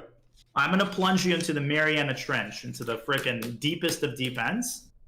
But first, we're going to do some very thorough preparation. You're going to know exactly what you're doing. And I can guarantee you, if you do a little bit of review, we cover all the bases, you're going to start getting advantages with black in the positions that you like. So that's my proposal. I know you don't know much about the Sicilian yet, so it's hard for you to make an informed decision, but how does this sound in general? Oh, anything with accelerated dragon in the name's got me fully on board. Excellent, it worked. That's not actually what it's. No, it actually is what it's Yeah, I called. see it in the It actually chess.com. is what it's called. It's called accelerated It dragon. cannot be mistaken for anything else. And the accelerated dragon, to whom I'm just looking up, to whom do we Thanks owe to Resub Land. the deepest debt of gratitude? Who was the first person to play the accelerated Thanks, dragon in Resub recorded history? Let's see. I'm running a little search. It was 1851. A guy named Marmaduke Wyville. Wow. I don't think Marmaduke. anybody's had that first name in about 100 years. Yeah, wow. That's fucking That's- awesome. It's like one of those British names like Egbert. Yeah. And Marmaduke Wyville actually won the game against Alexander Kennedy in 1851 London. He was the first person to play the accelerated dragon. It was played only a handful of times in the 1800s, and it really only caught on in the last 50 years. So it's new and it's incredibly tricky, and some of the tricks within the main lines are really, really cool. Okay, Actually, tier So, 1 Jubilant. without further ado, Jubilant that's and Resub from the black Professor. side. We'll start with this. Now, very quickly, from the white side. Of course, I think you should keep E4. Now, we have several important things we need to do. First of all, I know that some people in the PogChamps will definitely, not everybody will play E5. So you need a line against the Sicilian, and we need to look at some of the sidelines. The French, this is all Thanks, familiar Resub to you, right? Khan. You faced this before, the Caro-Kann, stuff Yeah. like that. Yeah. And it won't take us long. We'll just have one session where we look at all these sidelines. Thanks, Against the Resub Sicilian, I'll DJ. show you a line that I actually played as a kid, which is the C3 Sicilian, super dangerous line. So you'll be booked up on both ends of the Sicilian.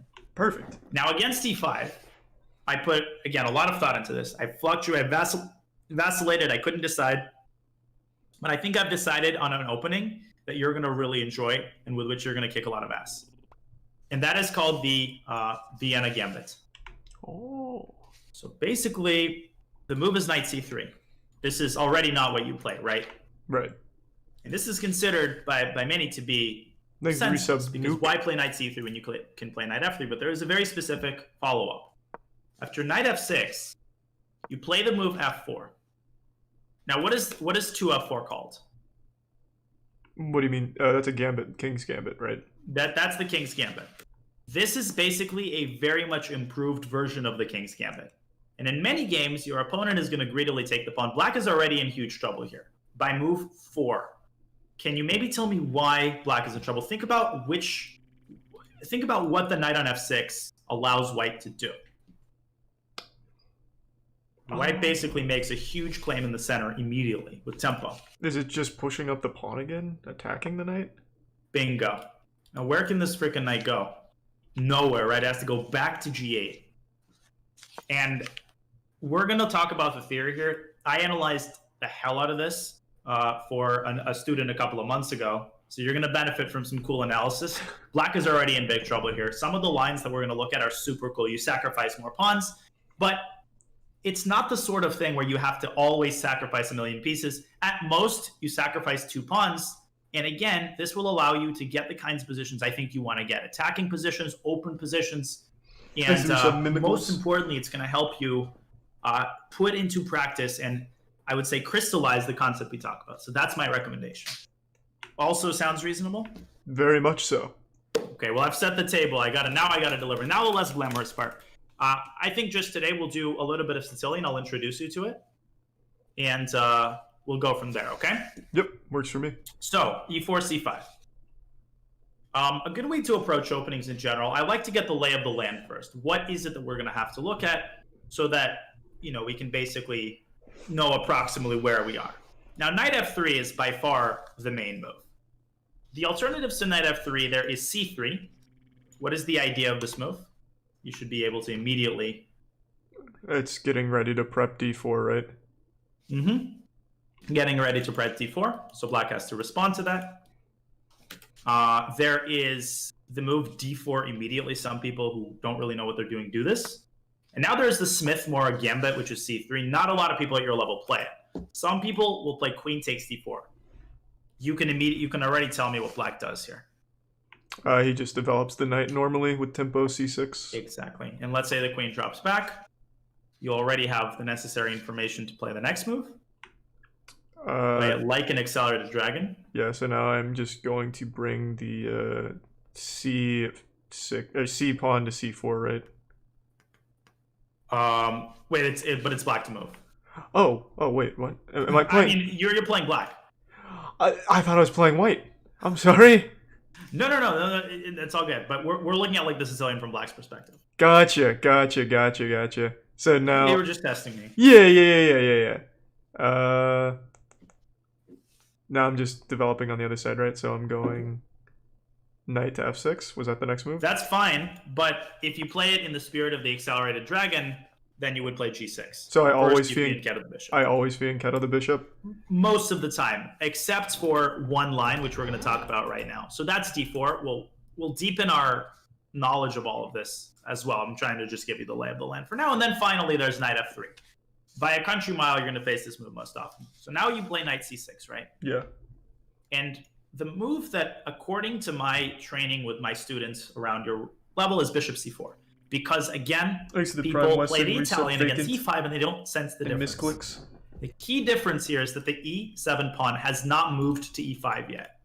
So what move becomes possible now? And this basically takes the entire point out of the move bishop c4, which is, of course, to pressure the pawn. Oh, I can just move it up to e6 instead, right? You can just move it up to e6, blunting the bishop and preparing potentially what move? D5. But right, potentially. You don't necessarily want to rush with that move. Thanks, Move Lisa to Miller. And normally, white plays one of several moves. He can either castle, he can go knight c3. Let's begin by assuming that white castles. Now, once again, you have several moves. The move that I like is knight f6. Okay? Now, you are essentially inviting the move e5, which would already be pretty bad. Where do you think the knight should go? And in the Sicilian, it's going to be very important that you remain aggressive. That mentality has to be basically permanent. Do we just get it to e4 right away? Well, the knight on e4, take a good hard look at this knight. Is it supported by anything? No. And look at this pawn on e5. It's stopping its two retreat squares. So d3 would drop the knight. Gotcha. So you're right in terms of the knight advancing, but this pawn on e5 is what you need to exploit here. Okay, so, I mean, I can't just take it with the knight because I don't have anything to Not take yet, back. but you can move this knight to attack it. Yeah, so I just bring it up to g4. You bring it up to g4. And after rook e1, you can now undermine this pawn, basically, which gives you really nice development with what move? Get rid of this pawn forcibly.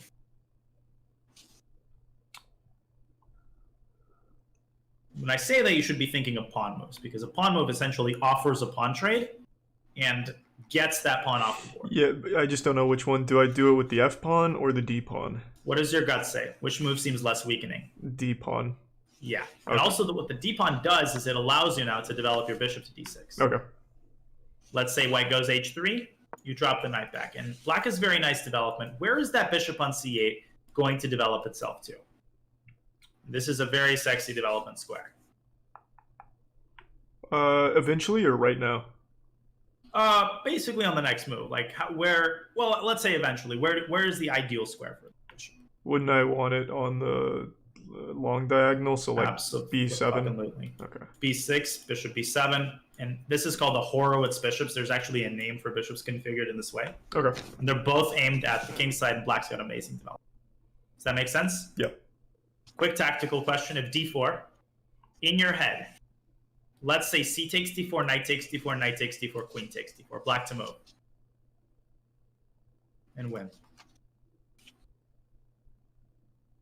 I win the queen? You do, with one move. And you had a similar idea against Erob that one time in PogChamps 1. What you need to notice here is the standoff between the queens. Yeah, so the only thing separating the queens is the bishop in front of it. So let's get it the hell out. So I just move it? Do I move? But where though? Oh, I deliver a check. Where? I deliver a check Bingo. at h2. I see. Exactly. And then you win the queen. Yep, That is yep. super important concept. It occurs often in the Sicilian. I guarantee you, I'm saying it right here, right now. You are going to win. I would even go so far as to say a PogChamps game with a concept like this. You're going to win a queen like this because people fall into this all the time. Okay. So in this position, white doesn't have to go e5. If white goes d3, expand in the center. And this is a move we kind of referenced just a second ago. Are we just going right there at d4 with the knight? Okay, so we're going d5. I got excited there when you said the word d. Okay.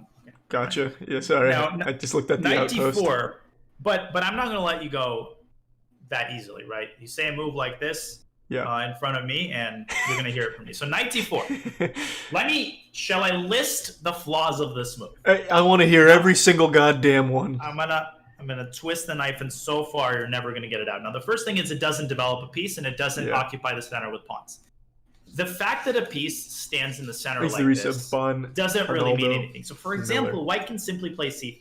Yeah, and then I just have to move. And the knight is just gonna have to move. But the other thing is, I can take this knight, and the knight is replaced by a pawn. Is this pawn good? Now you've got double pawns, right? Yeah. Now you've got doubled pawns. So, and third of all, white can just ignore with knight c3. So when you are centralizing a piece, when you're putting a piece in the center, generally speaking, the purpose of that is if that piece is on an outpost or if that piece is attacking something specific, right? And that's a mentality you want to start having. Like every time you put a piece on a square, what exactly is that piece doing there? If you ask that question of the d4 knight, you can't come up with anything. It's not threatening anything. It's not doing anything, right?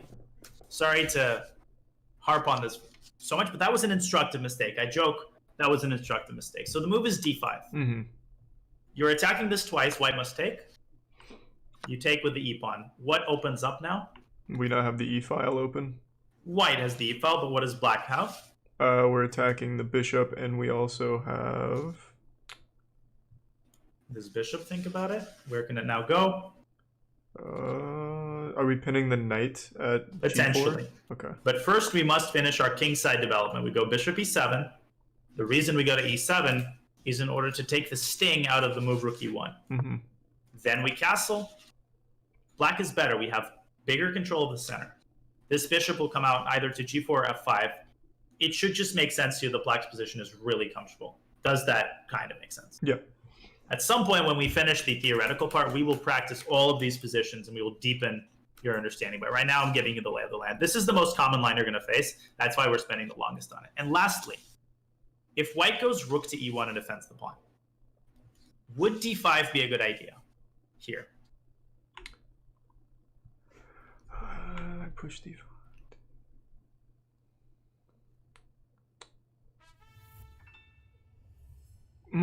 The only thing I see is it gives the check right away, so I won't be able to block with the bishop. Right? So what does white do after d5? He just takes, right? And can you take with the pawn? No, because it's pinned. It's pinned. So you have to take with the knight. Not great. So you actually have a tactic here. And this tactic is, I'll just show you because it's a hard move to find. Knight takes d4. You've seen this idea before. What is the follow-up? Am I just attacking with pawns here with that fork at d5? Yep. And white is forced to give up the bishop. So you've traded pieces, but white has given up his light squared bishop. That's a super important piece. The reason that is a super important piece, let's say knight c3, you can just drop your queen back. Again, you're going to do the same thing you did earlier. You're going to put your bishops on d6 and d7. You're going to have the two bishop advantage and a great position. This rook on e4 is also kind of sticking out like a sore thumb. Does that make sense? Makes sense. Okay. So we looked at all three of the possibilities here. Okay. So that's what happens at bishop c4. Basically, you go knight f6, you go e6 and knight f6, and then you either go d5 or you can consider this idea of knight takes e4. When do I want to take on e4 over doing just d5? So taking on e4 is rare. You basically only want to take in the event of this, or if white defends with the queen, you actually could consider taking on e4 here because you have the same thing. And it is true that white can force a queen trade. But again, you have the two bishops, you have better control of the center. That's another thing I want you to start doing. You need to be comfortable sometimes going for the endgame if you're better. I appreciate it, Fleeb. And Slayer. Thank you, Chess Dojo, for the raid. So does that make sense? Yeah, that makes sense. Slayer's my favorite skill. So you would go knight takes c4 in the event that white doesn't play d3. If white does play d3, you go d5. the trade is forced, and you move your bishop out, you castle. Development is very natural. Remember, the same principles that apply in e5 openings apply here. It's not a different language. It's similar positions, similar concepts. It's just something fresh, something more open. No, we didn't fianchetto in this position here, right? No. So this is the only line, this line, and then the c3 Sicilian too, where you do not fianchetto your bishop. So that we only do this when they push the bishop out to c4? This is the line for Yes. c4? Okay. And the reason, how do you remember this? Because the move bishop c4, you got to think about it like, oh, he's trying to play the Italian against the Sicilian. Well, why is this not the same thing? Because the pawn hasn't moved yet, Right. which means the pawn can now blunt the bishop. Okay, that makes Okay. sense. So perhaps just the only other thing I think we can look at today, I don't want to overwhelm you, and I know this is Exit kind tier of 1, relatively Fubadu, dull. and Resubdummic. It's just sort of a must. You do this once and then you have a blast. Let's take a quick look at just a couple moves here in the main line. Is that fine with you? Fine by me. And okay. So you go g6. Your next move is bishop g7. Now, golden rule number 1. It is extremely important that you never play e6 in these positions. Never combine the moves g6 and e6 in the accelerated dragon.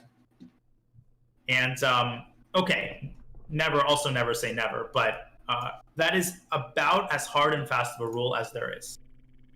Thanks for 5 Now, bishops. you might dude. ask, Thank you for why the generosity, hell man. am I so worried about playing e6, right?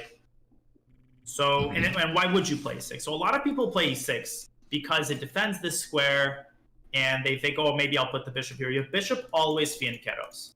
Let me show you a game that I played, or rather a game segment I played many years ago, and this will show you all you need to know, okay? Okay. So, Thanks to the resub Blue it's Dragon. not okay. Second. Oh, a lot of different ones, Blue. You'll see. Coming soon. Sorry, just 1 second. This is worth it, and you get to see me suffer. Even though I won this game in the end, you get to see like 9-year-old Daniel get absolutely destroyed. All So, right. in the Thanks for the resub opening. Mercy. All right, now we should be good. What's up, Carl? Sorry. Great channel, man. Let me restart chess space. If it doesn't work, I'll just kind of tell you. What's your rapid rating? When I was playing actively a few months ago, it was like Okay. 1100, but now it's down to like 950. This again. Cloud databases. I'm just trying to load my game database. Oh, no rush. No rush. Okay, perfect. It works. And I played a guy named Weston Levens, a chess player, some of the weirdest names. Okay, so this was a slightly different opening, but you'll see the similarity.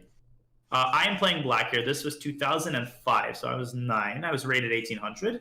He played the Smith-Morra Gambit. I referenced this, where you basically sacrifice a pawn. We will talk about this, but you will not accept the Gambit in order to get rapid development. Here's, guess what I did? I played knight c6, bishop c4, and I played g6. Okay? Bishop c4, bishop g7, castles.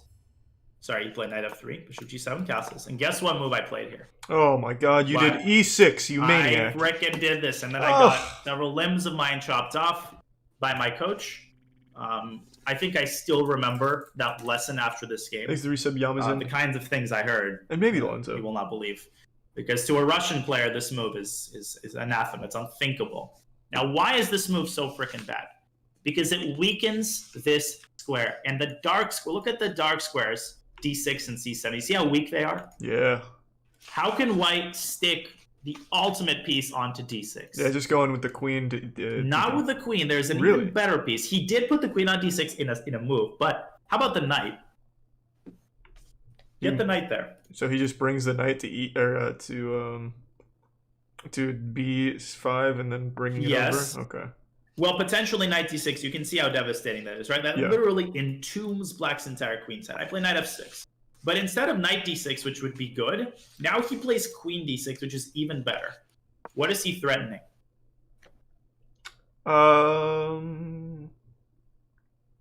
What is his next move going to be? He's going to pre-move this. Literally.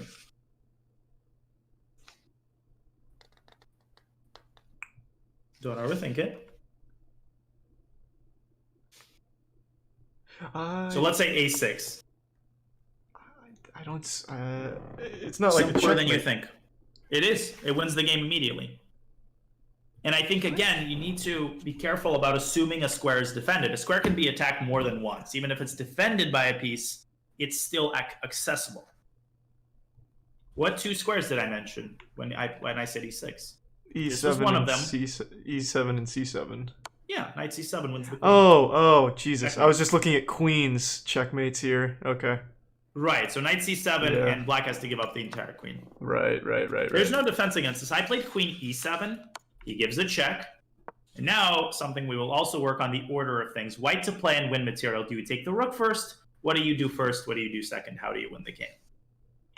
I imagine you trade queens first, right? Wouldn't that be the first order You of trade business? very nice. You trade queens and you take the rook. I actually won this freaking game because I was a little goon. I was a little devil. I eventually won the knight somehow, even though it could have evacuated itself, and I won this game. But this taught me a lesson I never forgot. This in conjunction with the lesson. G6 and E6 is one of the worst combinations of moves you can possibly play. And the reason that G6 plays a role here is the bishop is gone from F8. If the bishop was at least on F8, it would defend this square, right? Right. Now this square is completely unattended. Okay, so I know we took a while on this particular concept, but I really wanted to hammer this home. Now, when you play a bunch of games in the Accelerated, we are going to see what your opponents play most commonly. The main move is knight to c3. So continue the development. G7, bishop, fianchetto. G7. And the great thing about the Accelerated Dragon, it's super frickin' natural. Most people are going to take on c6 with a knight. Which way do you take with? I imagine I take with the B pawn, right? You take with the b pawn, exactly. What do you gain from this capture? It lets me get my bishop where I want it in the first place on that B7, right? Why do you want it here? Because it's going to be attacking kingside. It's going to be attacking these nuts. It's going to be attacking the king. So it's me staring at the pawn. What? So bishop b7, and then you wanted to move the pawn out of c6, right? Well, yeah, I just meant like eventually we want both bishops looking on the, what was it called? Okay, The Naroditsky super shitter or something, where you have both bishops on the same side. What the fuck was it? The Horowitz bishops. Yeah, there it is. The Horowitz. The Horowitz bishops, yes. So I agree that was completely inadequate reaction. Bishop b7 is indeed something you play, but I would say that the word eventually is problematic here, because look at what could happen. If you put the bishop here, you see that the e4 pawn is super well defended by white. Yeah. The problem is, even if you play c5, the bishop is going to be biting on granite here. So I would generally say you want to develop this bishop along this diagonal. Okay. And I want to make a lot of these observations because I want you to understand as much as possible the sort of correct system of developing your pieces in the Accelerated. So let's say that white plays bishop e3, bishop d3 as we did. Continue developing with black. What do you do? I'm now developing knight to f6, right? Or am I yes, that's perfect. Okay. Knight f6 is great. You're not afraid of this move. What square is now possible for the knight? No. Super shitter. Again, the move e5, something I told you at the beginning of the session. When a pawn is pushed like this, what squares are left behind?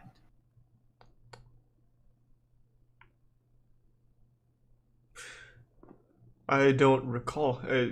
What I was looking at is just centralizing the knight again by just bringing it to d5. Okay, cool. Exactly, right? The pawn used to defend the square. Sorry, not to like over. Oh, okay. I get you. Point. And in the Accelerated, it's going to be extremely important to keep this bishop active. So if white tries to defend the pawn with f4, can we get the hell rid of this pawn? Yeah, we can just push a pawn of our own, right? Yep, d6, forcing the trade, and we got an amazing position. So e5 is not dangerous. Therefore, and you're definitely going to have this position. People usually do this. Castles. I said two and the great thing about this, black's play is so natural here. Let's say that white develops his other bishop to e3. Sleeps here, and I plan on it. Strike in the center. Black is already better here. Occupy that center and open up your pieces. Now I'm just pushing to d5, right? He takes d5. Continue. Take c pawn. What are you threatening? I'm threatening a fork at d4. Threatening a fork. White actually has a hard time defending it. So let's say white plays bishop to e2. Queen defending the pawn. How do we reinforce the threat of the fork while grabbing more of the center? I bring the e-pawn to e5, right? Bingo. And now your favorite news ever, you actually can get a bishop. Oh, there it is. Friggin' yeah, that's exactly what you meant, actually. You meant this position. Yeah. It was just implied. I should have interpreted it that way, of course. How could I have thought it was in another position? And black already is much better. Now you will bring your queen in, your rooks in. Black's got an amazing position. So that's one possible sequence of events. Now, knight takes c6 at a high level is a mistake, because it allows this pawn here, it allows black to have an easier time preparing d5, and later the rook could get to b8. So white's best move here is actually bishop e3. And this one we will talk about later. Black goes knight f6. Basically, black develops in very simple fashion. That's the great thing about the accelerated. And in Sicilian in general, the development is supernatural. Okay? Okay. But I think that with openings, we'll definitely ramp it up. Thanks, but I think Pete. This is a good place to pause for the opening segment. What do you think? You have a lot to mull over here. Yeah, can we... So in the beginning, I already forgot. Yeah. So this line we fianchettoed, but I don't... Okay, so... A quick review. Yeah. If bishop c4, and as many questions as you want. I mean, I just don't want to overwhelm you with too much openings. So when it's the Italian, that's when I'm e6 to blunt that. There you go. Blunt the bishop, castles. And one of the keys, do not rush with d5. d5, you're no rush to play this move. Okay, so then we're just doing f6 first then. Okay, if e5? Now we are just occupying the d5, right? Not here, although knight d5 is okay. Now remember, this pawn becomes weak now, so we want to attack it.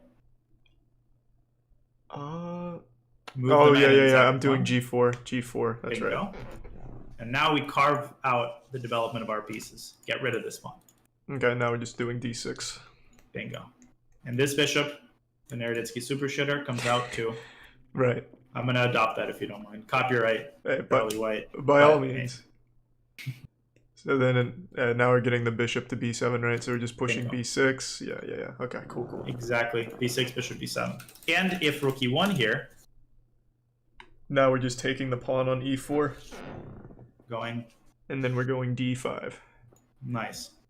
So this is just one of the possible lines. Obviously, we have, like, I think what we're going to do openings-wise next time is review c3. We're going to look at the c3 Sicilian, and we're going to look more at the main line. We're also going to look at this move bishop b5. It's called the Rossolimo. And here you actually still play g6. So you play this much like an accelerated dragon. And there's actually not as much theory as people think there is. The Sicilian is like mythologized, but to play it at a good basic level, you know, it's not like insurmountable, if that makes sense.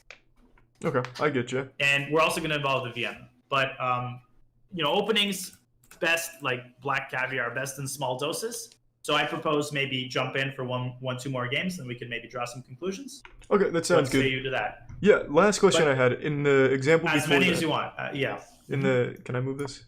Yeah, yes. Yeah. Okay, and then it was white going here, you took, right? And then played knight? In the main line. So in the open Sicilian, white prepares this by going knight f3. And now knight c6. Okay. I was wondering when this happened, because I know we took a pawn in one of the examples and I couldn't remember. So this is the open Sicilian that they played? Open Sicilian, yeah. Knight takes d4, open Sicilian because they open up the position. And now you do what? Now it's fianchettoing, right? So I'm going g6 and then... Yes. Okay. And one key just point here. If white takes on c6, immediately continue. Then I'm taking on b7, or taking on b6 with the b7 pawn. Yeah, there's one move I want to alert you to, which is queen to d4, attacking the rook. Stopping bishop g7, but that's not a problem. How can you defend that rook while developing? I'm just developing knight to f6. Okay, e5. I'm just going to d5. Already you're pattern recognizing. This is awesome. Now white has this move e6, which looks intimidating because it exposes the attack on the rook. And here I'm just going to tell you, you just play f6. And this looks awkward, but give this a chance. After e takes d7, you play. You can play bishop takes d7. You can even play queen takes d7. But I like bishop takes d7. And then the move f6 is going to allow you to prepare what further central control? The e5. Bingo. And then you're basically going to position your bishops like this. You're going to have a super solid position. It takes some getting used to. This is an acquired taste kind of position. I don't think people are going to do this in its entirety, but I just wanted you to be aware of this move. This Okay. doesn't mean you've done anything wrong. I will analyze this also myself to make sure I'm telling you exactly the right moves. So what So- in this position? What would they normally do? Just develop. So let me think about this. I'm going to check actually. There's Well, if I some check Slinny the main chess database, that's downstream not in going the to be prime representative Bunkus. of what your people do. So knight c3 is the most common move, right? Right. There is also what do grandmasters play? Grandmasters play this move c4. This is called the Maróczy bind because you bind on the d5 square, named after Geza Maróczy, Hungarian player. Mm-hmm. Very important information. And this is what the grandmasters play. But this is not what you're going to be facing, and I'll teach you how to play against it. It's a very Your positional opening. people. You're saying, I'm not going to attack. I'm going to clamp down on the center. And in the long run, I'm going to make it very hard for black to play d5. Right? Right. But your actual play doesn't change here. What do you think black does? It's still just gonna probably be playing normally, right? I'm fianchettoing. Yeah. Yeah. And then we're going down the friggin' main of the main lines, and you're getting all the moves. Yeah. So then we're just gonna be up there at f6 next. Yep. Natural development. Castling. Main line of the Maróczy bind, my friend. And Continued. just b6, b7. This is interesting. That's one line, but d6 is the main line. Oh, okay. And this is the beginning of the theory. And we will talk about this position because that will help you build understanding. Here, black has to play in a very specific manner in order not to get squeezed and suffocated. But you will not get this position anytime soon. But you can see that was already 9 freaking moves of theory that you played instantly. Okay, and we basically just started. So imagine where we'll be in a freaking month from now. True. We'll be Yeah. the ultimate accelerated dragon expert. That feels good. I just need to remember when to do easy. Yeah, we'll review this a million times. Yeah. And I just want to warn you, like, when we do these openings, you're going to forget. First couple, you're going to lose some games. You're going to get crushed a couple times, and you're going to make stupid mistakes. You're going to forget. You're going to mess up the move on move 2, and you just have to be patient with yourself. It's Rich telling me to advising somebody to be patient with themselves, because if I mess up the move order, my entire apartment is usually trashed. But you just have to expect that. It's a rite of passage when you're learning new openings. Okay. I mean, yeah. So I'm hopefully fine. you'll get a chance to try this, Cillian, like right now. Yeah. All right. So you want to just hop in the pool then? Hop in the friggin' pool if you feel like it. Yes, sir. It's a great way to round off. It's game time, baby. Shit. Wait, I need to follow you. Oh my god, he plays the... Okay, so he plays the C3 Sicilian. Yeah. Okay, so... I'm still dragging what you him. want to do, you want to strike first in the center. You do not want to let him play d4. You want to strike first. What does that mean? So am I just gonna do the Maróczy bind with an e5? That's possible, but not e5. But what's the other central strike?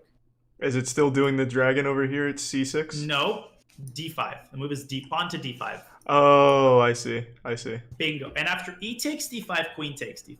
Here's the key. Normally, it's a bad idea to put the queen on d5 because white has what move? To chase the queen. A pawn move. No, I mean, if you play the Scandi, how does white chase the queen?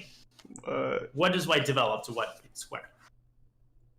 Well, it's To chase me away from d5. Oh, he plays c3 with his knight. I see what Knight you're saying. c3. Yeah, But yeah. here, he doesn't have it. Okay, f3 is already very bad. So now, and this is one of the keys in the Sicilian, oftentimes you don't want to do anything. You just want to keep developing. I want to see how you develop. So am I going right back to the dragon with the knight here at c6? Because Perfect. okay. And then since he didn't, Okay. do I need to be alert here? Or am I just going right now at g6? Yeah. Okay. See, that's the great thing about this. In most cases, you can just play the accelerated moves. They might not be the best moves, but they'll be good enough. Okay. Now you need to be a little bit alert. Yeah, because now I have that pawn undefended. Yeah, so I deal can with that. I can just well, I can't b6 because that hangs my knight. No, but I mean, trading is okay. Okay, so I'm just taking then. That also softens up his d4 pawn. And guess what? You're fianchettoing your bishop. So unless he plays this super accurately, he might end up... His center might end up collapsing here. Awesome. Awesome. So I can't take. He's now have. Well, can't.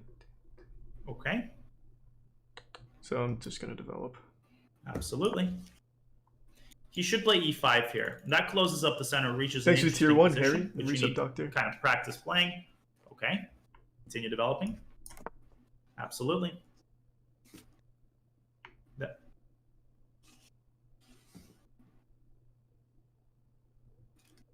When do I look to push b6 to get the bishop to b7, or is that situational?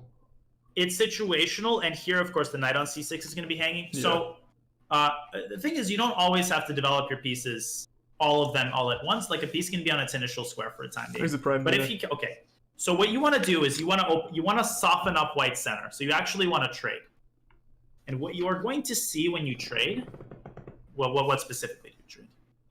Am I trading pawns right here? Yes. Okay. Here's the thing. Do you see that your queen now makes contact with the d4 pawn? Yeah. After he takes with a pawn, I think he's going to... Okay, he takes with a knight. That's not a great move, because now that bishop on g7 always harken back to your accelerated dragon bishop. That bishop is a beast that often comes alive. So what do you do? Well, I need to free up the knight, so I just trade knights here. Trade. And then what can you take? That gives me the pawn now, right? Absolutely. Not only the pawn, but his position just collapses. Now, what do you want to take it with?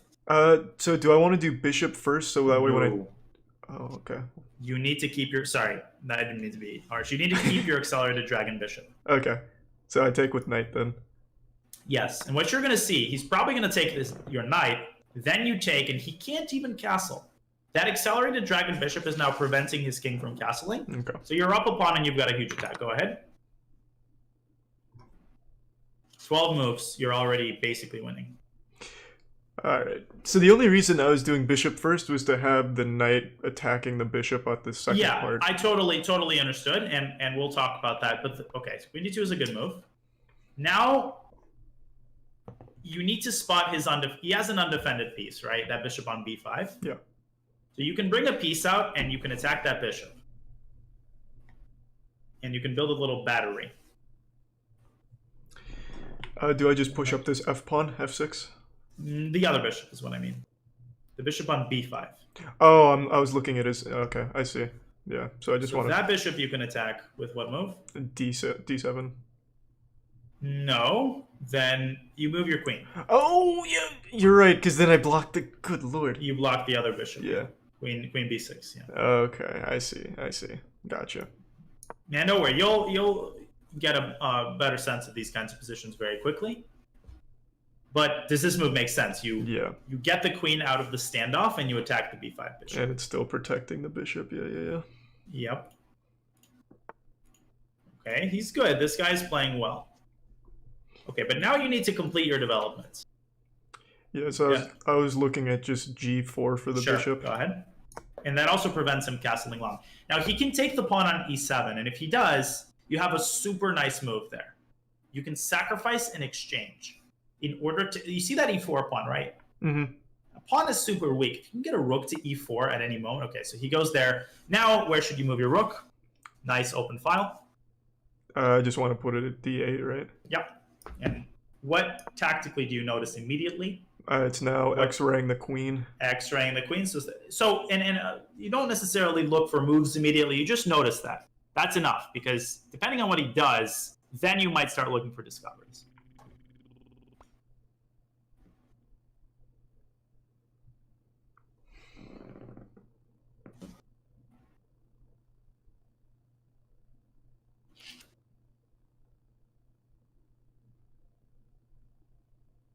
Thanks to the prime, RJ. Okay. Finally, he is stumped. And there's going to be a long time where you feel like you're at sea in these positions. Mm-hmm. But so are your opponents. Like, nobody below really 1400 studies the Sicilian properly. So remember that you're not going to be playing people who are at all well prepared. They might have a line chosen, but that's right about it. So, and the same goes for your white openings, by the way. Okay, rook, okay. Oh my god, you have a beautiful move here. So, I don't just take the rook with the bishop? Not yet. Discovery against the queen. What comes to mind? The only check that I saw is Go f2. ahead, do it. Well, but f2, he just takes with the queen. But then keep calculating. You have checkmate in 1. You see your bishop on g4. You see your rook on d8. They combine to attack what square? Oh, I see the d1. Okay. Yep. So I And just that's where the puzzles are going to come in. Yeah. yeah. So I'm still just doing this f2. Yeah.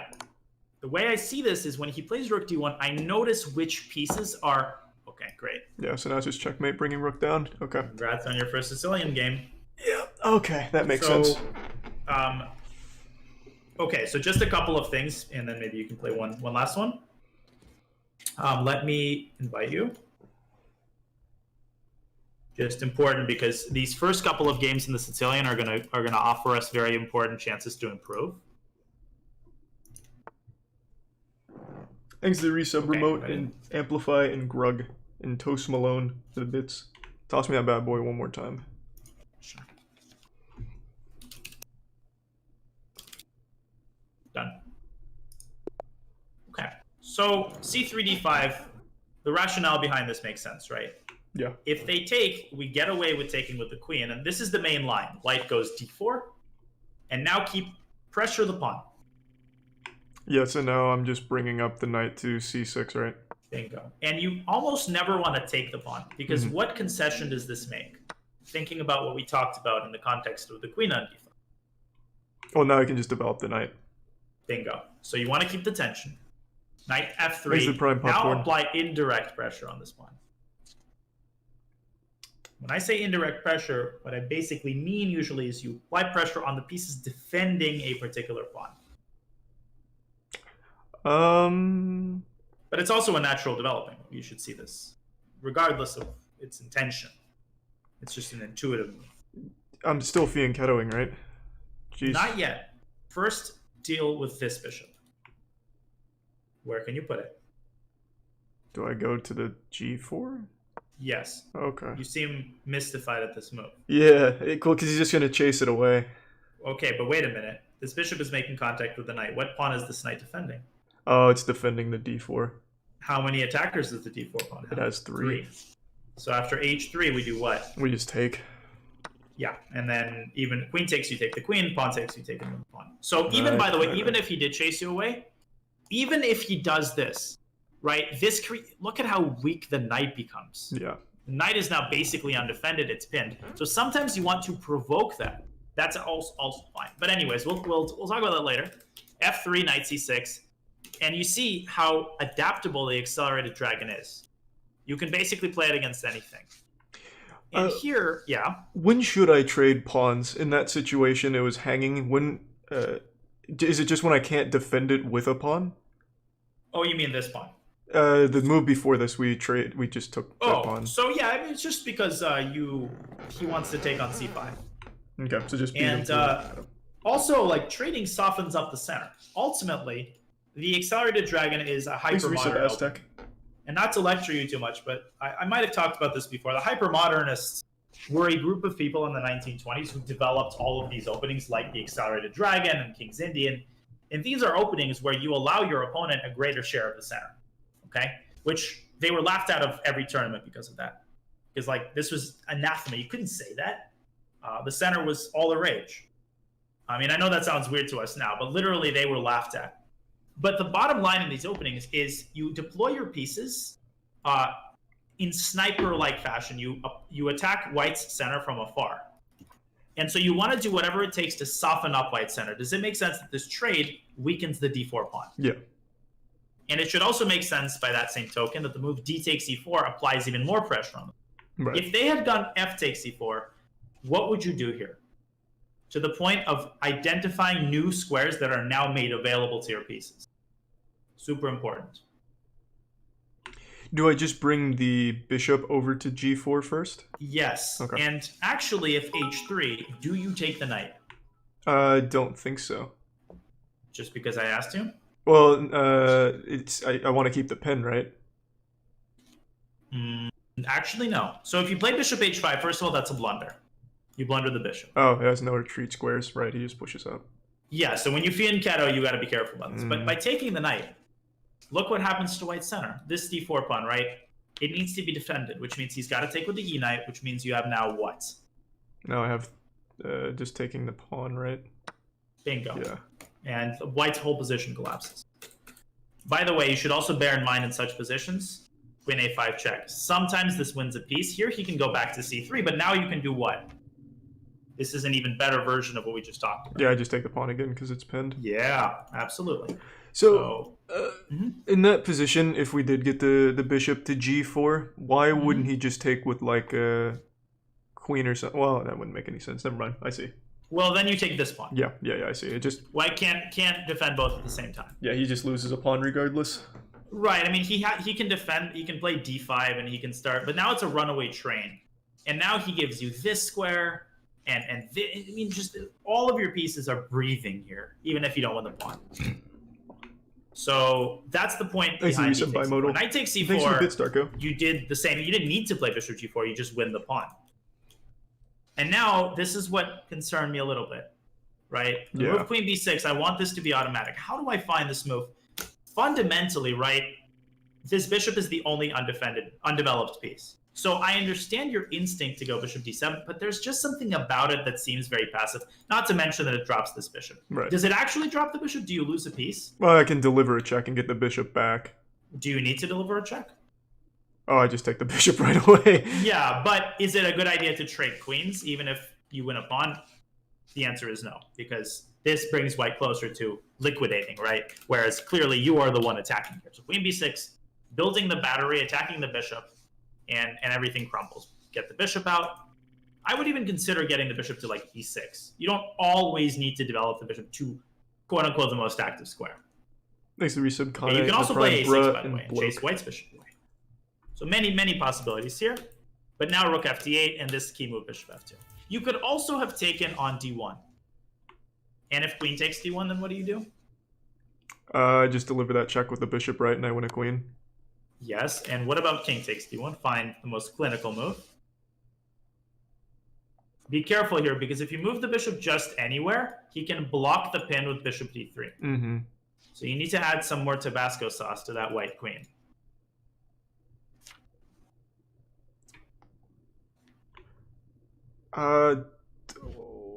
Do I swing it all the way around to h5? Or, whoa, no, I can't even do that. I don't even know what I was looking at. Great move. Jesus. I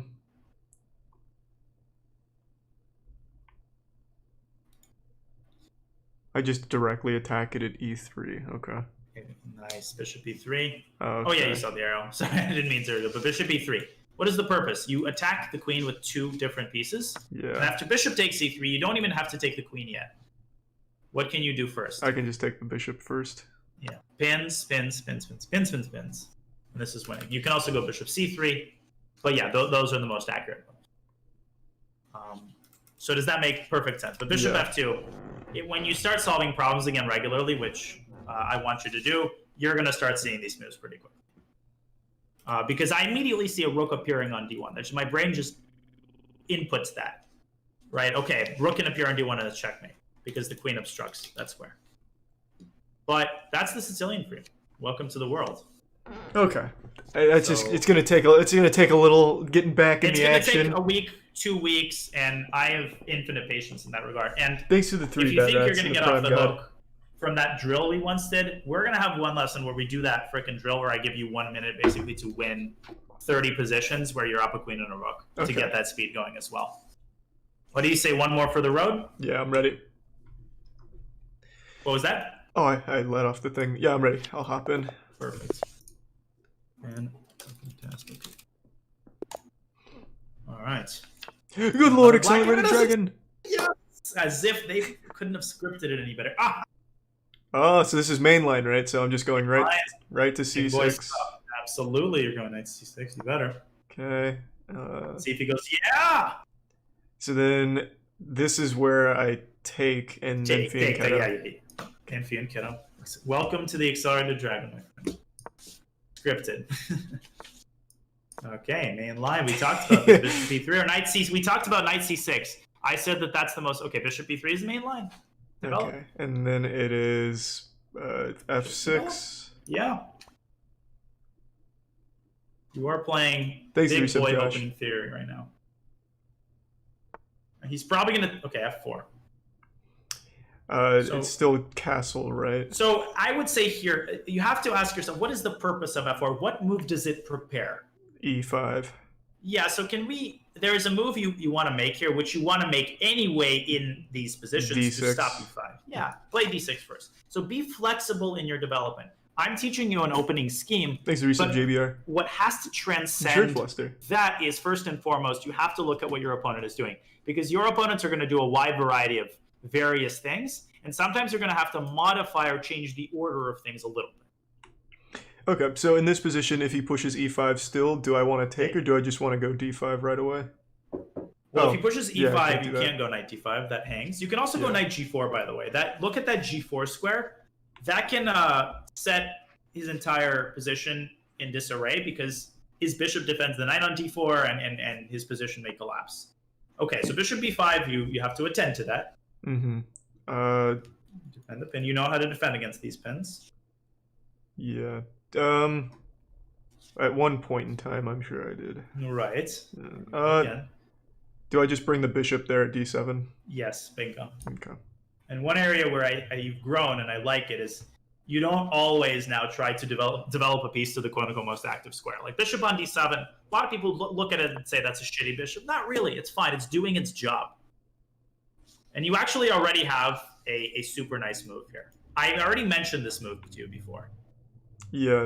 Is it G4? Nice. Yeah. Right, Okay. G4. Cool. If he moves his bishop, guess what wins the game is the fianchettoed bishop on g7. He's got to take on c6, which is a concession we talked about. Yeah, he's already in trouble. And you could have also castled, but that's a good idea. That's a good thing, a good lesson of not being on autopilot, eliminating the autopilot. Mm-hmm. Always considering the concrete resources in a given position rather than sort of making the next move on the laundry list. So does this move knight g4 make sense? Yeah. And he played f4 on move 7. That was a mistake because that left the bishop on e3 undefended. You're exploiting that. It makes perfect logical sense. Exit prime, Omi. And ultimately, okay, perfect. You're winning. How? In many ways, actually. Yeah, so I just take that bishop. Yes. And then from there, it's... He's probably going to take back and lose this queen, but he should take on c6, but you're going to end up a piece up anyway. If he takes... I'm having a hard time figuring out the next line. If he takes on E3 with the queen... Okay. What's the next move? Is it taking... Oh, it's taking the knight on D4. With the bishop. With the bishop pinning his queen. Yeah. Winning his queen. And the accelerated dragon bishop wins the game. There, he can cut his losses. Well, okay, he does. Now, here you have to be very precise. What you want to do here, look at... Okay, what do you think Black should do? I was looking what at... should you take? I was looking at taking the rook. That's fine. That's one of the possibilities. Probably not the exact most precise move, but it's fine. Okay, well, I'll do it, and you'll see what would happen if he reacts correctly, and then this is winning. This is also winning. Basically, the reason is that knight on f1 is going to be trapped, and you could have won a piece instead of an exchange, which is marginally better. Okay, so I just take here with the queen. He takes. Of course. He takes back. Well, he doesn't take on f1. If he's 5-head, he's going to move his knight from d4, let's say to f3 or b3, and he will. I mean, I think you'll see that. You think? And so? then, okay, so he does something similar, which is also fine. Now, this is a very good chance for me to remind you of a principle. When you have a piece that is lost, okay, remember that you want to give this piece up for as much, you want to take with you as much as you can. If you're already losing the piece, you might as well freaking give it up for something. So what do I mean here? Just taking the pawn on h2. Bingo. And when you blunder pieces, and you will, that's a good way to cut your losses. Okay, so now you're up in exchange and a pawn. Continue. Yeah, now I just want a castle. Yeah, absolutely.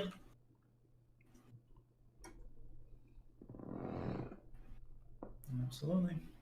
Now think about, are there pieces that could be deployed into the game that are currently not doing anything? What I was looking at is pushing the f7 pawn to f5 to try and open this up here to get the rook into the action. That's not a bad idea at all. But remember, f5, e takes f5. You cannot take on f5 with the rook. You can take with the pawn, though. Yeah. Now, I'll tell you that in the okay, he goes f5 himself. I'll tell you this: in the Sicilian, the rook on a8 generally belongs on c8. That is just a rule of the Sicilian. Okay. The reason why C file, you can see that it would pressure the knight on c3. The C file is what's called a semi-open file. There's only pawns of one color on that file. And so because there's a white pawn on c2, this benefits black. So you can go ahead and do that. Okay. Now, so just right to c8 then? Rook a c8. Now, do you see that the move f5 doesn't actually create any threats? That's a paper tiger. It may look intimidating, but it doesn't do anything at all. In fact, it weakens the square. It gives you a nice little outpost on what square potentially with check too. On e5. Beautiful little square. Now, you don't need to rush with that check, but just keep that in mind. Now, the rook on c8 is not even done yet. Where could it go from here to twist the knife?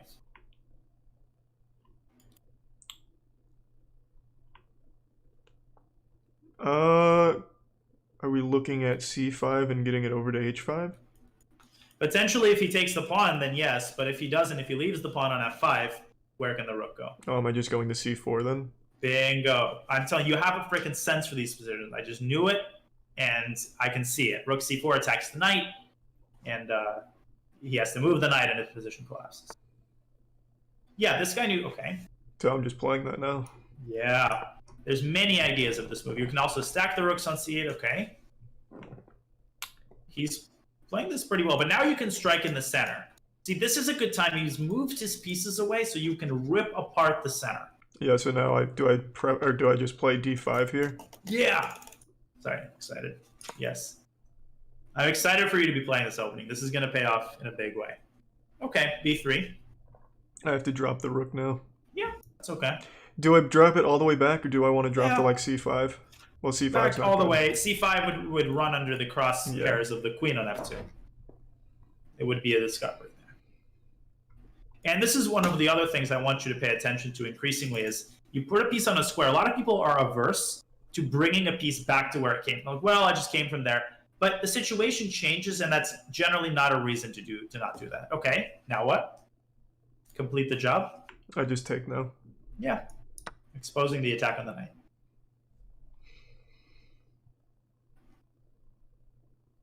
Nice.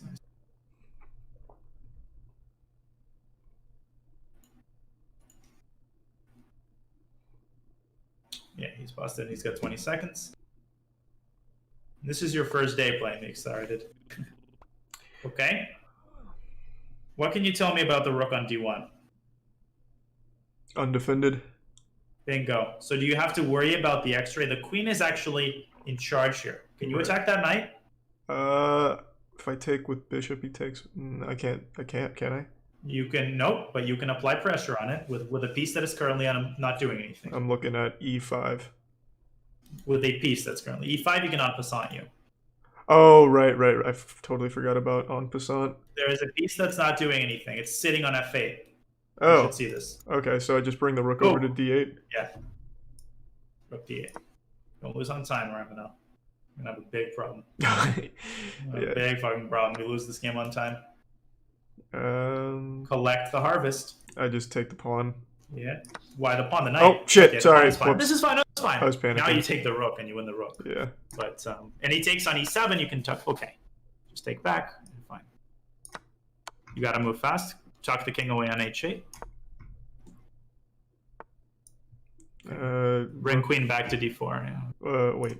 What? Queen d4. Move. Queen g7. You can take the knight, and pre-move everything. Jesus Christ. Pre-move. Every move has to be a pre-move, Charlie. Literally, rook 1 square forward. Pre-move everything. This is good practice pre-moving. Move. Bingo. That's the new frickin' Charlie. That's what I'm talking about. You would have lost that game on time. You can pre-move with the best of them. So when you reach 3-4 seconds, and you are probably going to have a time scramble in PogChamps, there has to be a threshold. You reach 4 seconds, you pre-move whatever it takes. It doesn't matter what move you make.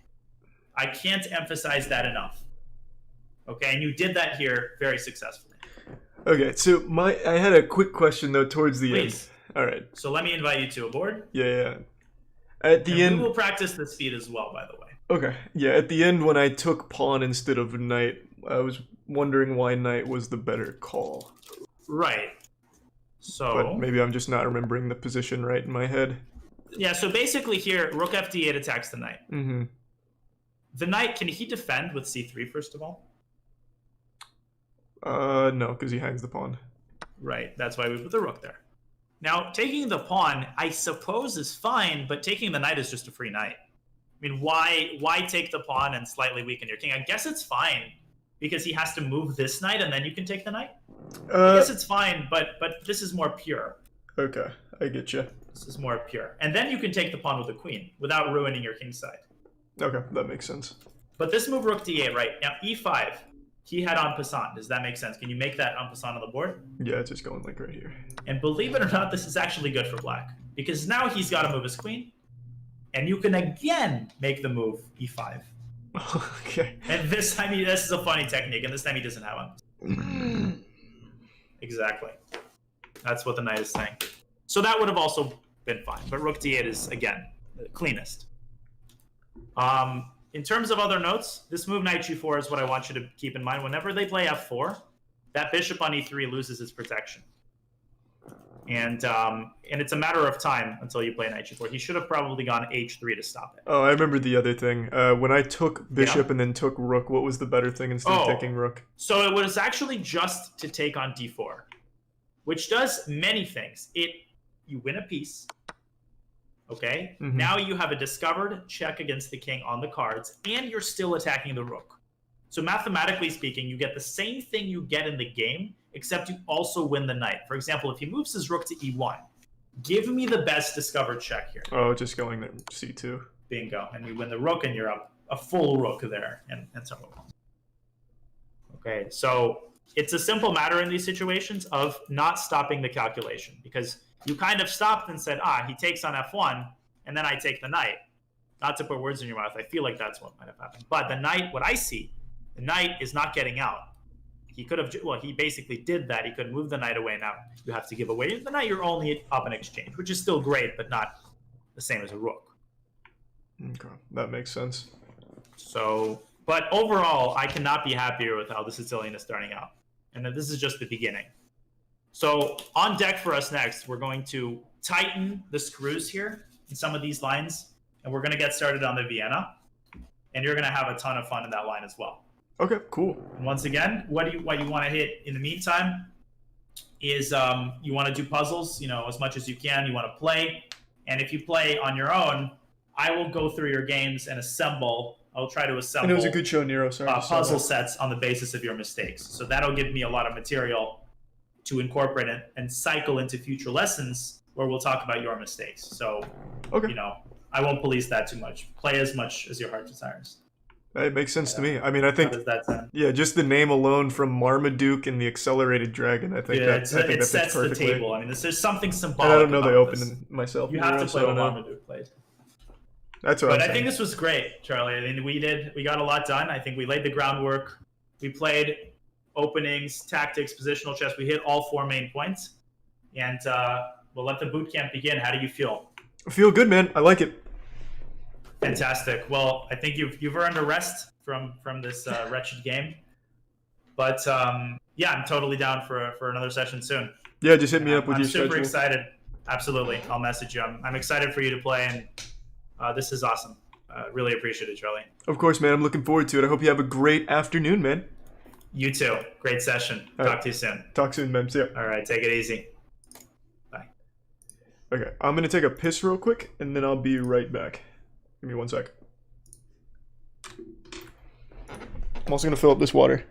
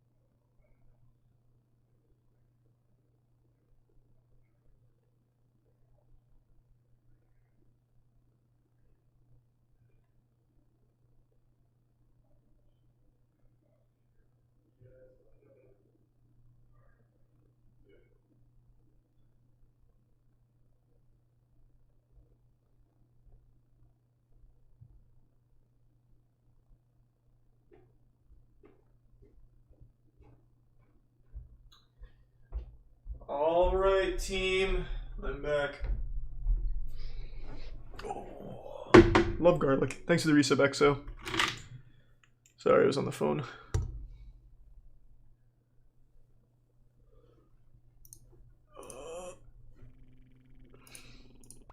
Thanks for the prime, Ingip.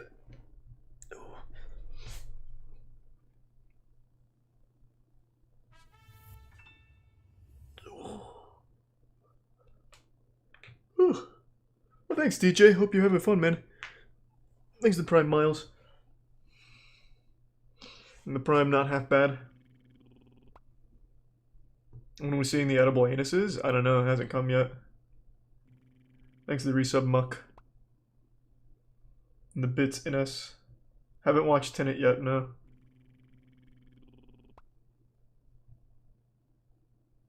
I was over 1,000 rating when I was actually playing. But then I took like a 2-month break and then I tried to come back with like fast games. And I was just getting stomped. Thanks to the Prime Zap and resub Psycho.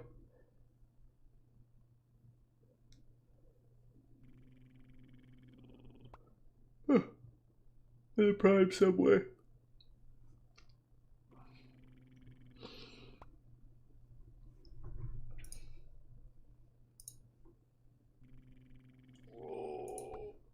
Thanks for the resub, Michaliterus. Oh, you do after? I'm probably going to stop here in a little bit, and then I'll come back later tonight and do some more Rust. I think PogChamp is obsolete. SogChamp should be the new standard. That's what I think.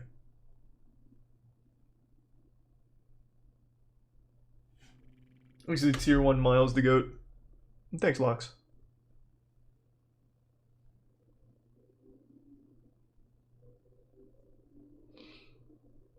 One more game for the road? No. I'm just gonna hang out for a little bit. I'm gonna go get some dinner here pretty soon. Order. Not right now, Sam. Just prepping for the PogChamps 3 tournament. Which I think they should rename to the SogChamps, but that's just me.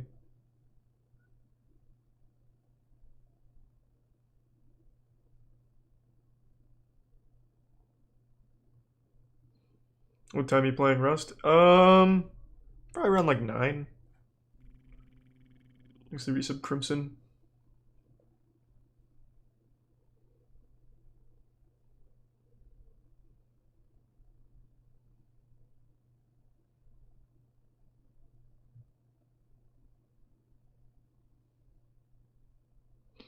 You won big last night on Rocket League? Yeah, Believers won huge last night. I'm super curious if anyone's close to 20 million now. Because we did like 40, no, definitely not 40. We did like 20 something games and I won the majority of them. Believers were cashing out. I know Select is up in like the 2 or 3 million range.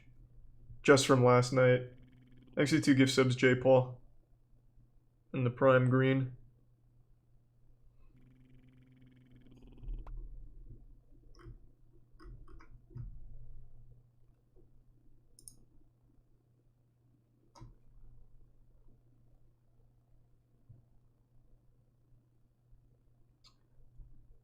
Carlos, Select won like 2 or 3 million last night in 2 hours. Like, it's on prediction nights, shit gets wild as long as you're getting lucky predictions. Thanks to the resub, big boy.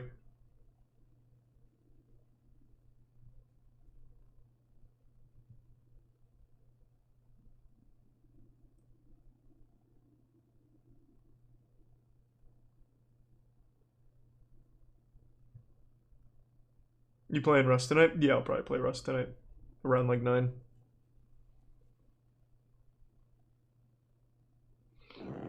I don't know when the tournament is. No clue. Thanks to the Prime Tax. And the resub Scoot. Any Yu-Gi-Oh? Not today.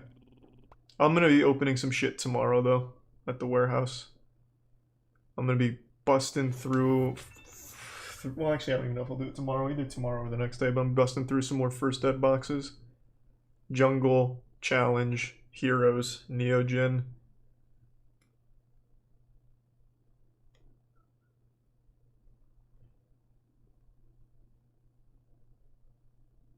Oh, well, thanks, Danny.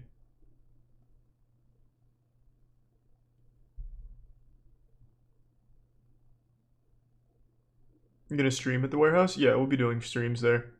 I'm gonna be doing a lot of different shit.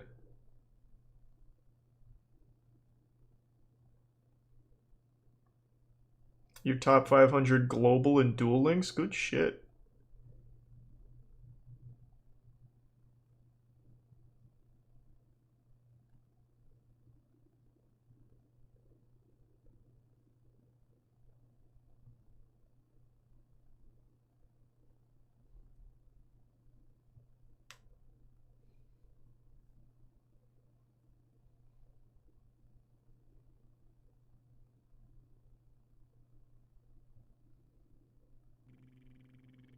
Thanks to the resub, Valivus.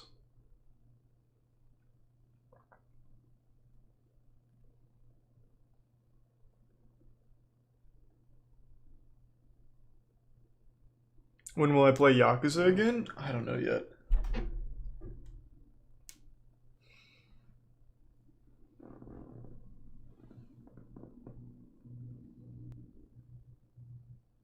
I have been watching Attack on Titan. A lot.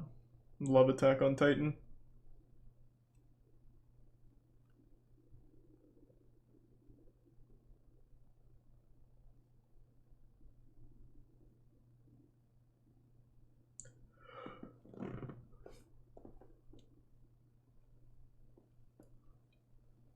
I haven't watched the new episode yet. I have to wait for Tiana to get home. Oh yeah, I forgot to do that here. Is Silver Spirit on? I can do that now, I forgot. Jujutsu Kaisen's fantastic as well.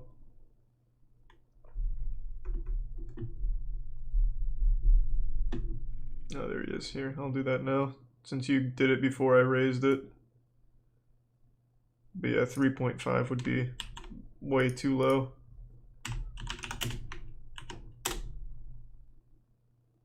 There. Thanks to Prime Agrusta.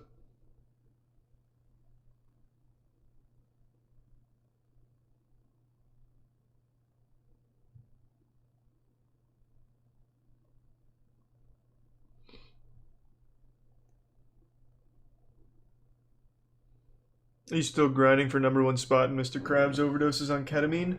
I haven't in a few days, but I will be again soon, yeah.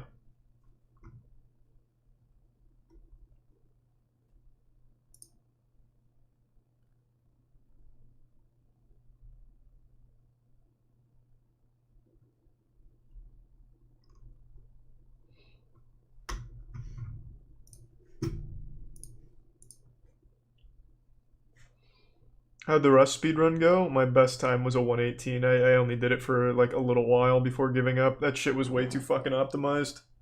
There was no chance. Ouija board stream in the warehouse? That'd be great.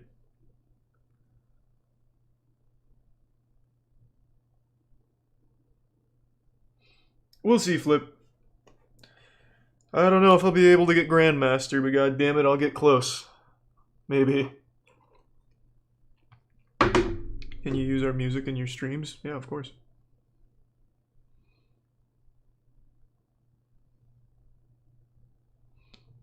Okay, what time is it?